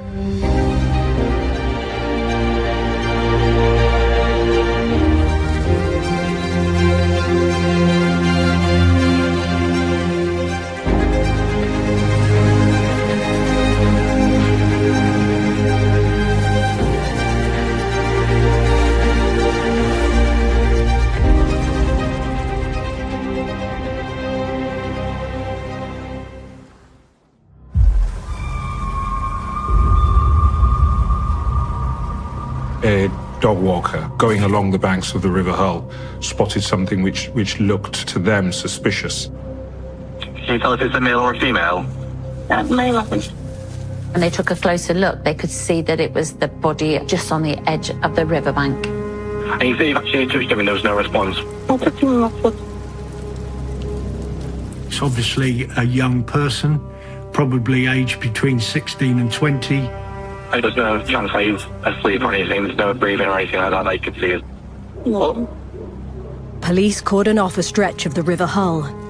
It's not yet clear how the teenager died. The body isn't fully submerged, the head is slightly, but the majority of the body is just lying on the riverbank. Supposed to a passerby, it may have appeared as if this is somebody who had got into difficulties in the river itself. No obvious signs of murder, no visible signs of a struggle or stab wounds or anything like that. A whole number of options come to mind, but you must go with what the forensics tell you. You always have to treat any scene where a body is as a suspicious scene. Is the death natural causes? Is it suicide? Has someone fallen in the river? Have they been drunk and fallen in? Or is it murder? The role of a crime scene manager is to rule out the different hypotheses. A pathologist is called to the scene. The first thing to do is identify the body. Often, once you know the identity of a body, the rest of it falls into place. CSIs search the cordon, but find no personal belongings. The main way that we can identify someone quite quickly is on fingerprints. If someone's known on police record, you only need a small bit of fingerprint to be able to identify who they are. The teenager's fingerprints are sent off to be run through the database, while police check missing persons reports and call on nearby homes. There's quite a large housing estate on one side of the riverbank. Your job, as well as to investigate and bring closure for the loved ones, is also to, if you like, reassure the public. Just hours after finding the man, the fingerprints hit a match. He's identified as Connor Lyons. He was 17, but probably looked about 15 or 16. He's extremely a popular young lad. He was a local boy, a local teenager, really at the cusp of adulthood. He was just about to make those big moves, leaving school, starting work. We knew that there would have been a lot of interest in the area from that community because it wasn't really clear how he was there, why he was there. He's on the fingerprint register, so he's got a criminal conviction. But the criminal conviction is for low-level social crime, so nothing earth-shattering. He's not a career criminal. He's just a young lad that's probably lost his way a little bit. He'd turned a bit of a corner and was more focused on what he wanted to do. And he was going to go to college and learn to be a plumber. So he had a career in mind, a well-paid career as well. He was kind-hearted and no one had a bad word to say for him. Connor lives less than a mile from the crime scene. The police have the awful job of going around to his parents to confirm that they've found his body. It's very difficult to tell the family that their loved one has died in suspicious circumstances and you haven't come to any conclusions yet because they want answers. They want to make sense of it. Connor's family tell them he went out around 8 p.m. He was riding his bike with his loyal companion Callie by his side. From speaking to family, Connor had a dog called Callie, and his dog literally was by his side day and night, and he had a lead for him. The time that Connor went missing, the dog also goes missing. Callie was found alone later that night, hungry and nervous, helping narrow down Connor's final movements. CSIs at the river look for clues as to what has happened. The victim, Connor, was missing a gold bracelet, bike, and his mobile phone. There was a gold bracelet that had been bought for him as a present. It did raise a suspicion as to whether or not there had been some form of foul play. The fact that these are missing then tends to point towards, was this a robbery? Amid the uncertainty, speculation is rife. This would have caused a ripple effect within the community. Hearing the news of a young person known well within the community, knowing the family within the community, people start talking and people start coming up with their own theories and their own conclusions to what was going on in that situation. There'll be all sorts of stuff on the rumour mill. It's a two-way street. The public want to know what's going on, but equally the police want to harvest any information or intelligence there is that might help their inquiry. There was a rumour circulating. He was talking about suicidal tendencies. There was this seed of potentially Connor got into problems with others, potentially involving drugs, and that he may have been harmed by those people. With rumours swirling, the team urgently needs to determine how Connor died. If this is murder, how can the crime scene tell us the story as to what has happened? Is it a suicide? Is it foul play? Lots of question marks at the moment, and no real answers.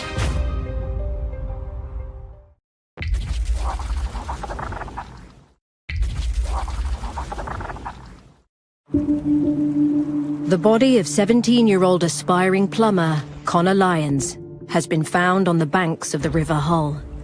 The reaction in the newsroom was obviously one of sympathy for the people involved, but also you switch into a professional gear. It's a big news story with a lot of interest in the area because he formed part of the community where, sadly, he died. Questions being asked were, how on earth did it happen? Why did it happen? And really, is it a safe place for my children to go? But after finding no obvious injuries, forensics still need to determine how he died and if anyone else is involved. Until you've had a post-mortem examination on the body, you don't really know what you're looking for. You have to set your parameters quite large.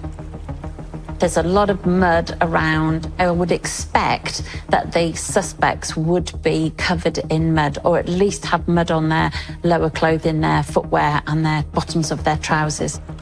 Soil samples are a really important sample to take from these kind of crime scenes because they may link back to an offender.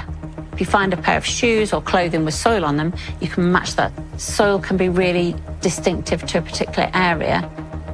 The soil samples will be taken from multiple areas around where the body's been found. You're not looking at a really deep soil sample because if there's any transfer of material, it's going to be the top surface. They also focus on finding Connor's missing phone, bike, and a gold bracelet he was wearing. There is a possible motive of robbery. If someone's been found on a riverbank, there may be items that have been thrown into the river close to where that body is, or items might have fallen off the body. Police divers enter the water. Searching a riverbed in the UK is very difficult. It's a long, laborious process. The visibility in the water is virtually zero, and so the police divers would be doing a fingertip search. It's a scientific process to try and determine how wide an area they need to search. Depending on how fast the river's flowing and how strong the current is, that could wash away evidence. It could move evidence. With rumours flying around about how Connor died, they need to know more about his life. Straight away, the police have got to do an intelligence search to find out what they know about Connor and who his known associates are, because that may well point to foul play. There's clearly evidence that Connor was a very popular, nice young man.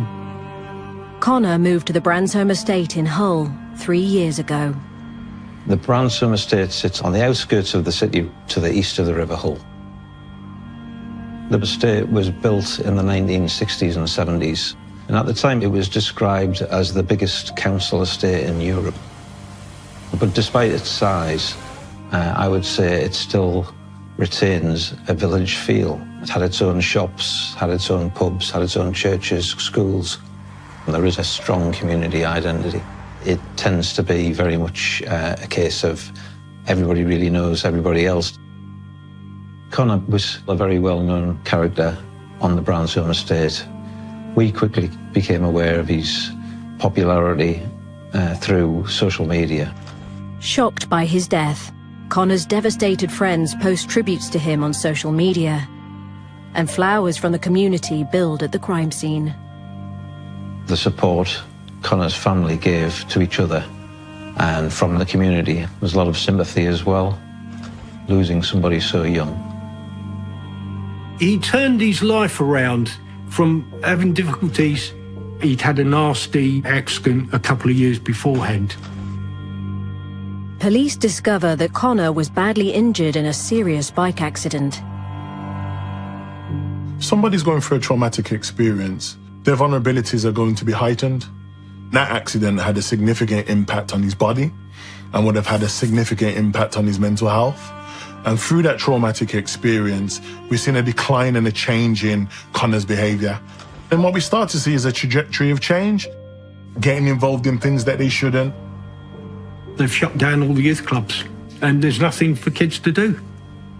Boredom amongst young people is an interesting factor. We're talking about economic climates, and we're talking about lack of opportunity. We're talking about lack of resources that unfortunately sometimes get them caught up in the law. Connor's family tell police he's been putting the past behind him, but in recent weeks, he hadn't been his usual self. Connor was distracted. That could indicate he was having some difficulties with friends. It's important to speak to their peer group to find out what they were interested in, who their friends were, because normally, if someone's murdered, they will be known to the perpetrator. To build up a picture of who was in Connor's life, detectives take statements from his associates and study their social media, and quickly have a lead. There was a social media post in relation to the sale of Connor's missing bike. Connor had a quite distinctive bicycle that he took everywhere. Everyone knew what it looked like. Digital experts trace the seller. Comes back to a guy called Cole Jarvis. Jarvis lived on the Brownstone estate in the same area as Connor. They were, in fact, living quite close to each other. He was somebody who had a group of friends, many of whom were significantly younger than he was. Connor was one of them. Police learn Connor met 21-year-old Jarvis around 6 months ago, after approaching him for help fixing up a dirt bike. Young people make relationships quite quickly. Both of them like bikes, both of them like motorcycles, and it's those things that may have that initial connection. They're members of the same peer group, and it would seem that the common interest they had is playing video games, lamping, which is hunting for things like rabbits and stuff like that. Digital forensic investigators find Jarvis has made several attempts to sell Connor's bike on social media. On the face of it, it's evidence of suspicion of theft. So let's get him in, hear what he has to say. And it's very important in a murder investigation, you get a story from a suspect as quickly as you can, so that you can either corroborate it or otherwise. Cole Jarvis is arrested on suspicion of theft. He said, well, I don't know what you're talking about, I haven't got the bike, and says, I don't know Connor that well at all. He's, moved in beside me, and we're acquaintances more than friends. It's when the police start delving into the peer group and what they've witnessed and what they've heard from Jarvis, they realise that Jarvis is telling a pack of lies. With Jarvis in custody, an associate gives a statement. He saw Jarvis after 11 p.m. wearing wet and muddy trainers, riding Connor's distinctive bike. One of the peer group says that he had squelchy shoes, which indicates he's been near water. His explanation for that was, because I'd taken the dog out for a walk. What is damning for him, he was seen riding that bike on the evening. When confronted, Jarvis's account takes a U-turn. He then changes his tune, and he tries to change the narrative in another direction. Now Jarvis tells police he and Connor are in fact friends, and he did have his bike because Connor sold it to him. Of all the items that went missing, this was in many senses, one of the more important ones, if not the most important, because it was a bike that was important to Connor, and would have been unlikely that he would have been trying to sell it. What we see with Jarvis, he's continued to go out into the community and try and sell the bike. It suggests that he may be involved. Why else did he sell the bike? Because he knows Connor won't need it, because he's dead. That's my conjecture. Detectives asked Jarvis if he went to the riverbank on the night of the 18th of January. He denies ever being there. Now, it's not an offence to tell a lie to a police officer, but what it is good circumstantial evidence if you can prove that that suspect has lied to you, that his account or his narrative can't be relied upon because all these witnesses say this is actually what happened. Intelligence officers scrutinising the rumours spreading across the estate about how Connor died have found further evidence that Jarvis has been lying. When the police start questioning the peer group, they suddenly starts to dawn on them that the one starting these rumours is actually Jarvis. And why is he doing it? One involved the suggestion that he had been with Connor much earlier in the evening, when Connor had described wanting to hurt or kill himself. He also, to another friend, raised the possibility of Connor being looked for by people involved with drugs. There wasn't one clear picture. None of which was true, of course. He's sowing a seed of disinformation, if you like, to go along with his narrative. And in a sense, that implicated his role in this. We're starting to get a bit more of a picture about a possible suspect, or certainly a person of interest. Doesn't say he's a murderer, but he's got questions to answer. Needing to know more about Jarvis, detectives interrogate his digital footprint. He claims to have lost his phone, so they request his records from the network. Meanwhile, forensic search teams have recovered Connor's bike from inside a relative's shed.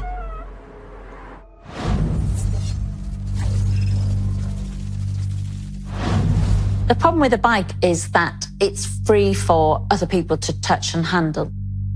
Jarvis was actually known to the victim. He had legitimate access to the bike, so finding their DNA and fingerprints on there isn't really going to take the case that much further forward. The team still needs forensics to tell them what happened to Connor on the riverbank. You have to prove the cause of death, and the only person that can say that person died as a direct result of that action is a pathologist. They're the forensic experts. The day after Connor was found, the results are in.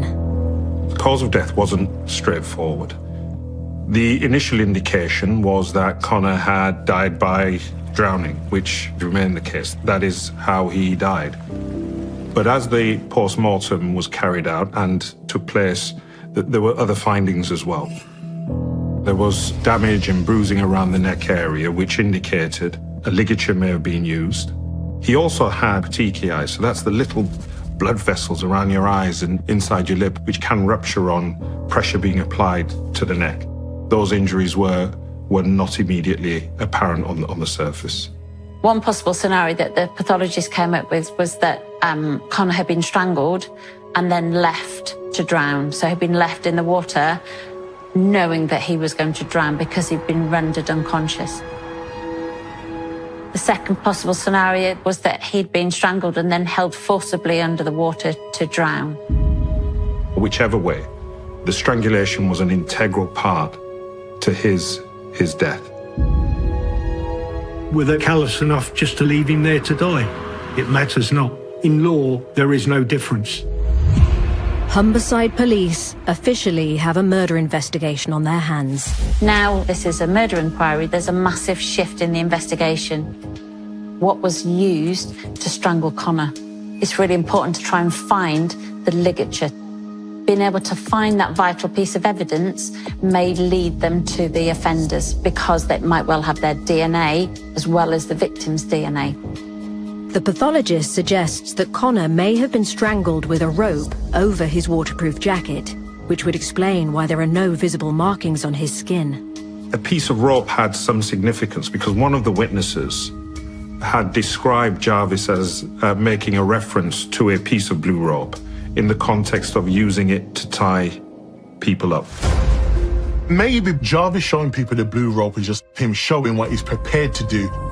This time, when police ask Jarvis about Connor's death, he answers no comment. It can be tremendously frustrating because they can't really get to the root of the murder. There's lots of circumstantial evidence pointing to him as a person of interest, and he can't be eliminated, but he's implicated. but there is insufficient evidence to charge him with murder. The team needs more time to find a forensic link between him and the crime scene. There's a sense of urgency now. They haven't got an open-ended clock. What you have to do is prove the lies and prove the truth.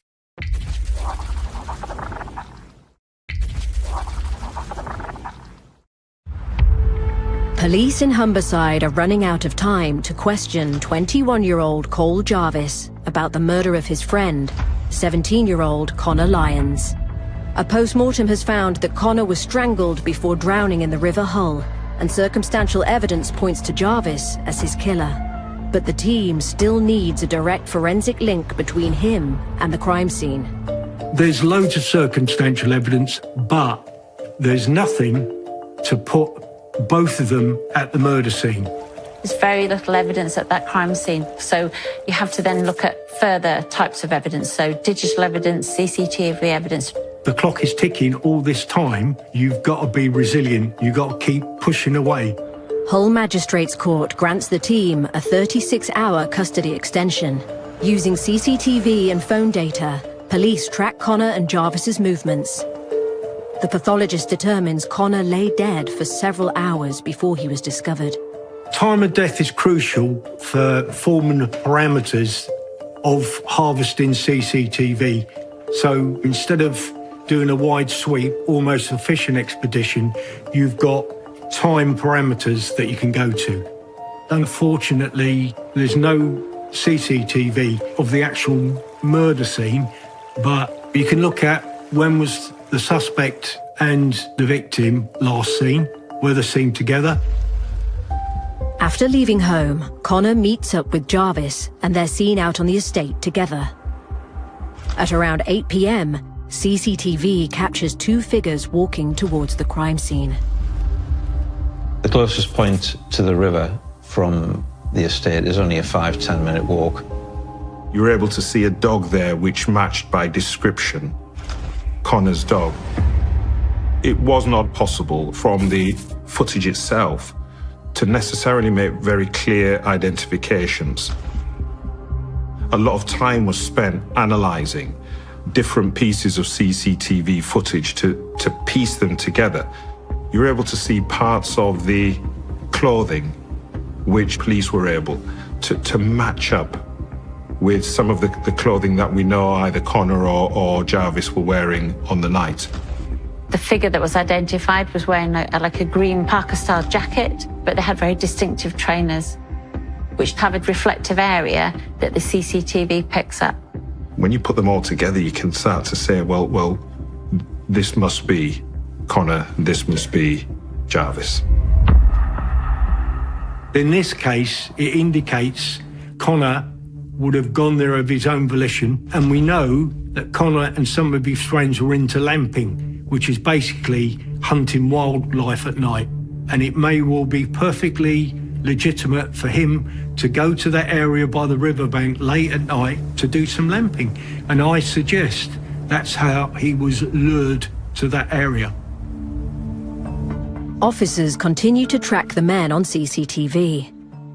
Meanwhile, digital experts analysing phone data have discovered that Jarvis has been telling more lies about his friendship with Connor. The data indicated that there were quite abusive text messages, that the relationship was deteriorating. The relationship between Connor and Jarvis was a volatile one, which was capable of erupting into violence at times.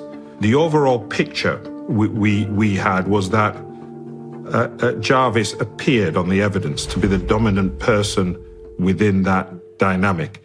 Jarvis is slightly older than the peer group he's mixing with, and I think people can draw the conclusion that he was a bit of a bully, that he tried to coerce younger kids into doing what he wanted them to do.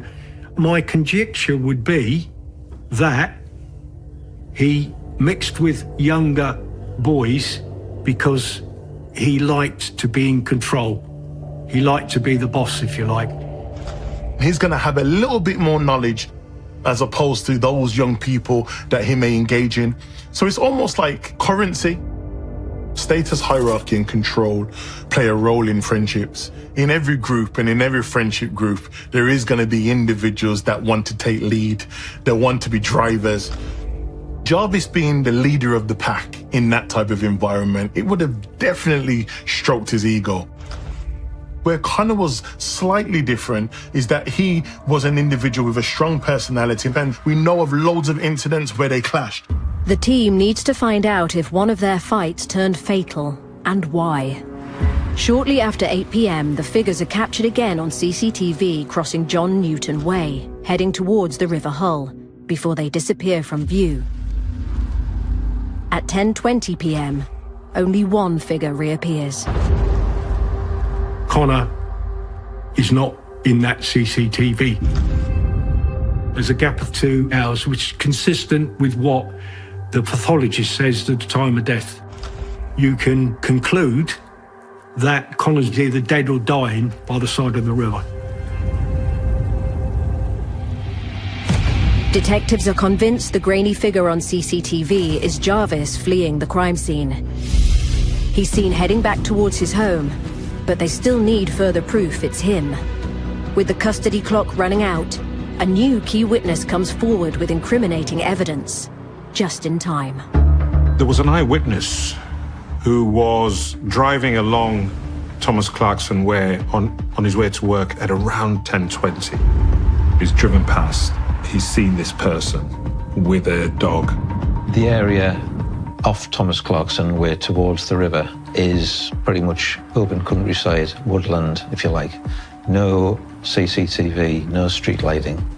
Large areas that isn't covered by any lighting at all. It's quite a desolate spot. There isn't any reason, good reason perhaps, to be in that area on foot at that time of night. He was able to give a description of a man wearing broadly similar clothing which was worn by Jarvis that night and was with a dog that matched the description of Connor's. The eyewitness was able to pick out Jarvis on an identification parade, albeit he could not be sure. It fits the next sighting of the defendant on CCTV heading back towards his home area, only minutes from that sighting. It was one of the most remarkable pieces of evidence in the sense of, I've no idea how he remembered seeing this person and the timing. It was quite extraordinary. Investigators cross-reference the CCTV and eyewitness testimony with Jarvis's phone data. At various stages on the CCTV footage, you could see that the person was using the telephone. When they match the data, he's trying to sell the bicycle on the mobile phone. Now, that's very callous. Humberside police arrest Cole Jarvis on suspicion of Connor's murder. A warrant is secured to search his home and related addresses. There's certain things in an investigation that you would want to look for. In this case, you'd be definitely looking for any muddy clothing, any muddy shoes, because potentially you can tie that muddy clothing up to the riverbank where Connor was last seen alive.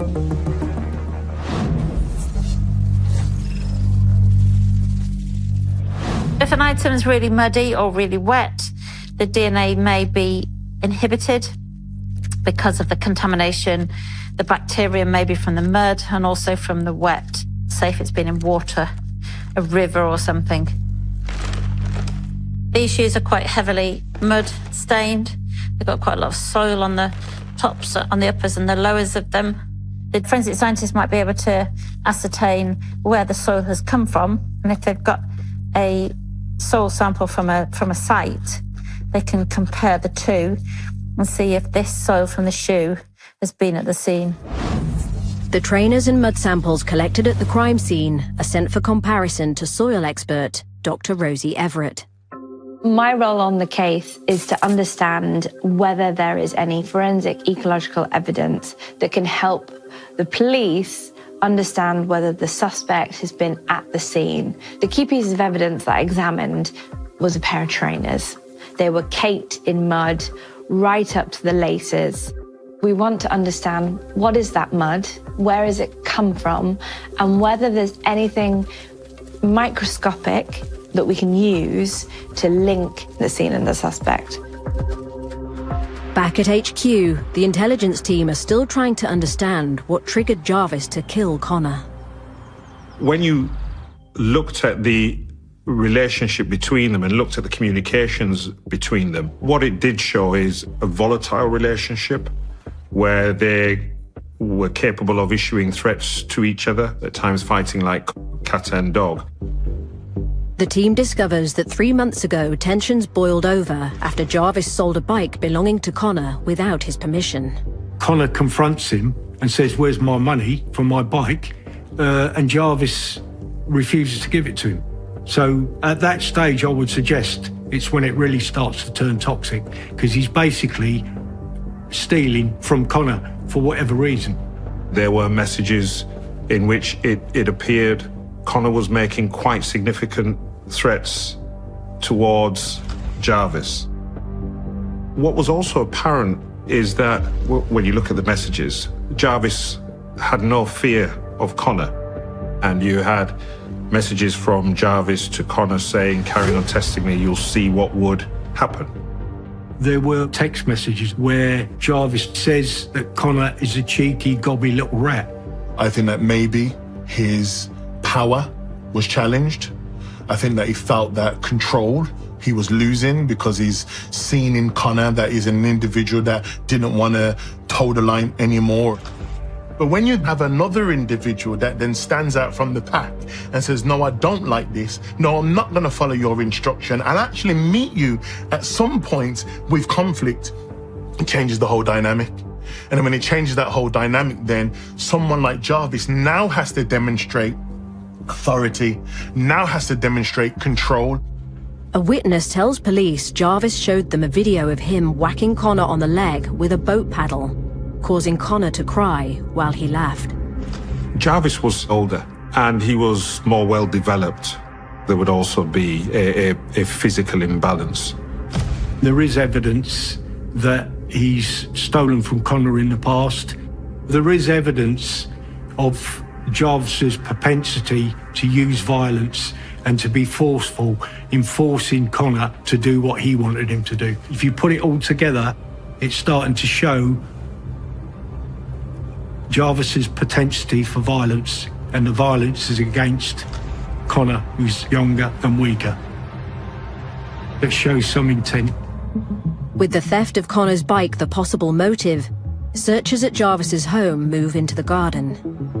Clearly you're looking for a murder weapon. A piece of blue rope was recovered, secreted or hidden in a garden area. Intelligence has revealed that the offender's been boasting about using a rope to injure somebody. Is this the same rope?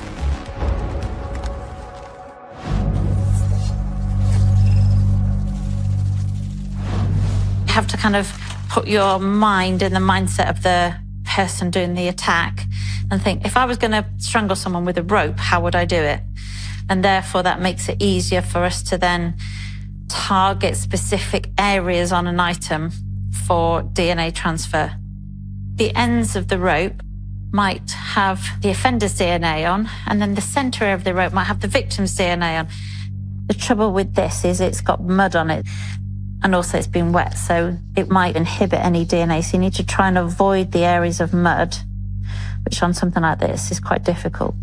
Really get the swab into the nooks and crannies of the rope.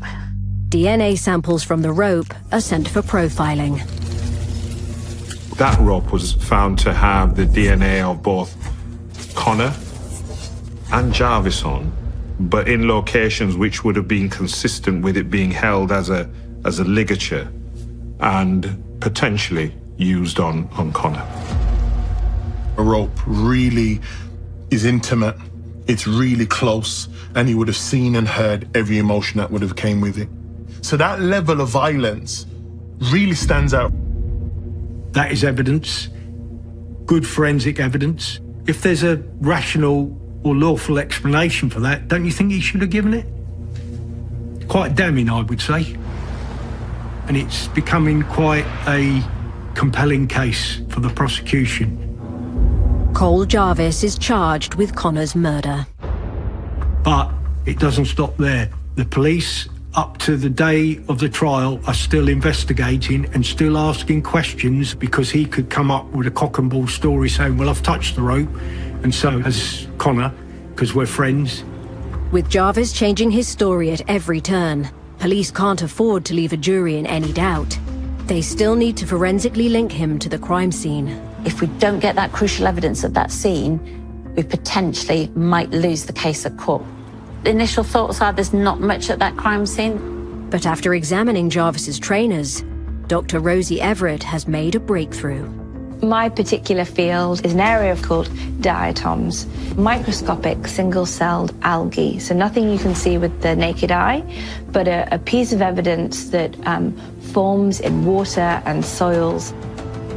The suspect was very clear that they'd never been to that part of the River Hull.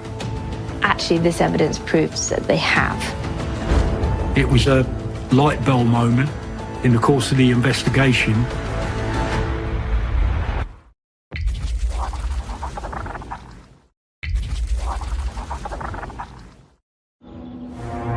21-year-old Cole Jarvis has been charged with murder. A rope recovered from his garden has returned a DNA match to 17-year-old Connor Lyons, consistent with the pathologist's findings that he was strangled before drowning in the River Hull. And now, microscopic forensic evidence has tied him to the crime scene. Part of the reason that diatoms have become such an interest as a forensic evidence type is that if they come in contact with clothing, they get into the fibers and they lodge themselves between your fibers. And it's the same with footwear as well. We can look at them down the microscope to identify them to species level based on their shape, based on their size, and based on the features that they have as part of their structure. Diatoms are unique to particular habitats. So there are diatoms that are specific to the sea, there are diatoms that are specific to different river types, and there are different diatoms that grow within soils. So we can use that information to build a picture of where they've come from. The River Hull is a really interesting environment from a diatom perspective. It's a big estuary system.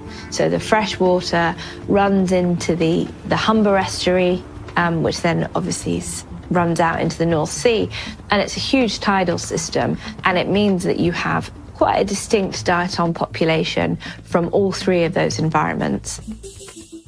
What we can do, if an item of clothing or footwear has those diatoms on them, then we can try and make a link between, for example, a suspect and a scene. Samples from Jarvis's trainers are compared to mud and water from the crime scene.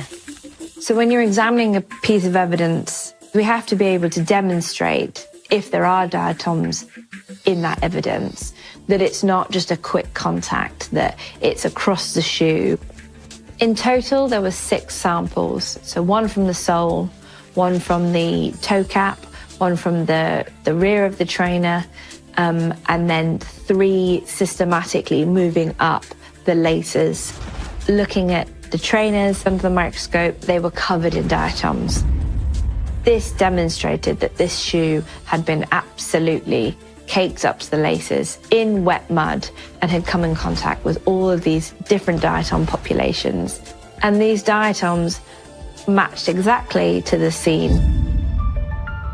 It's crucial because it directly points to Jarvis being at the murder scene, i.e. on the riverbank where Connor's body was found. It actually links him. The first bit of evidence actually links him physically to that riverbank. 8 months on from Connor's murder, Cole Jarvis's trial begins.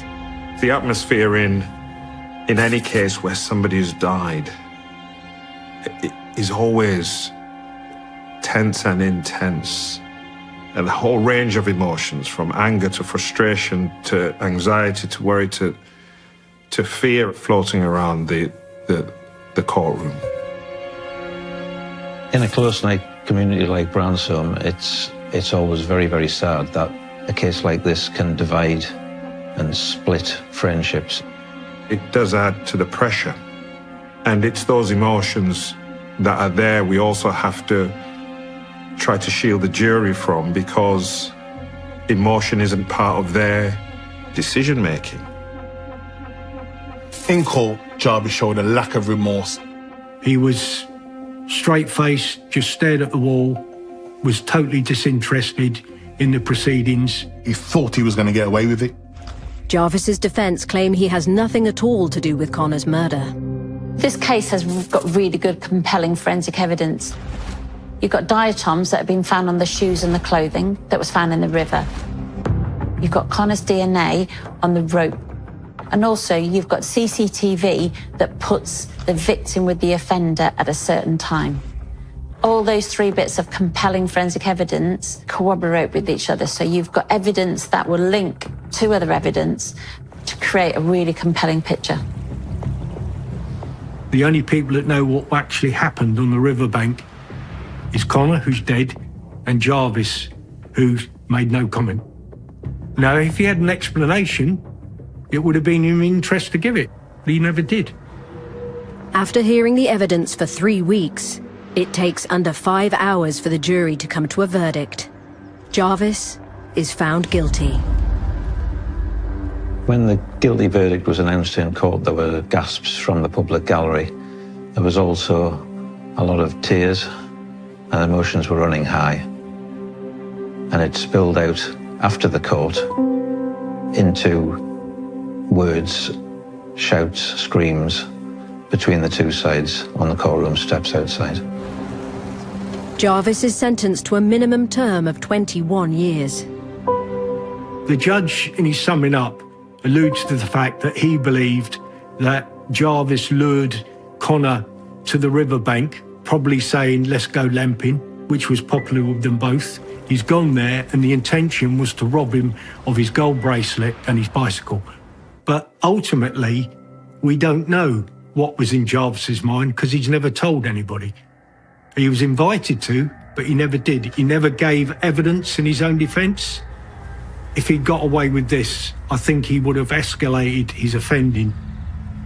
When we think about toxic relationships in any form, people may ask the question, why does a person stay? But oftentimes there may have been elements where they did have, connection. There may have been elements within their relationship where they had a bit of a laugh. This is very sad. Connor was loved and respected by all. That's, replicated in the number of people that turned out at his funeral. There were hundreds of people there. Amid COVID restrictions, 300 vehicles drive in convoy in his honour.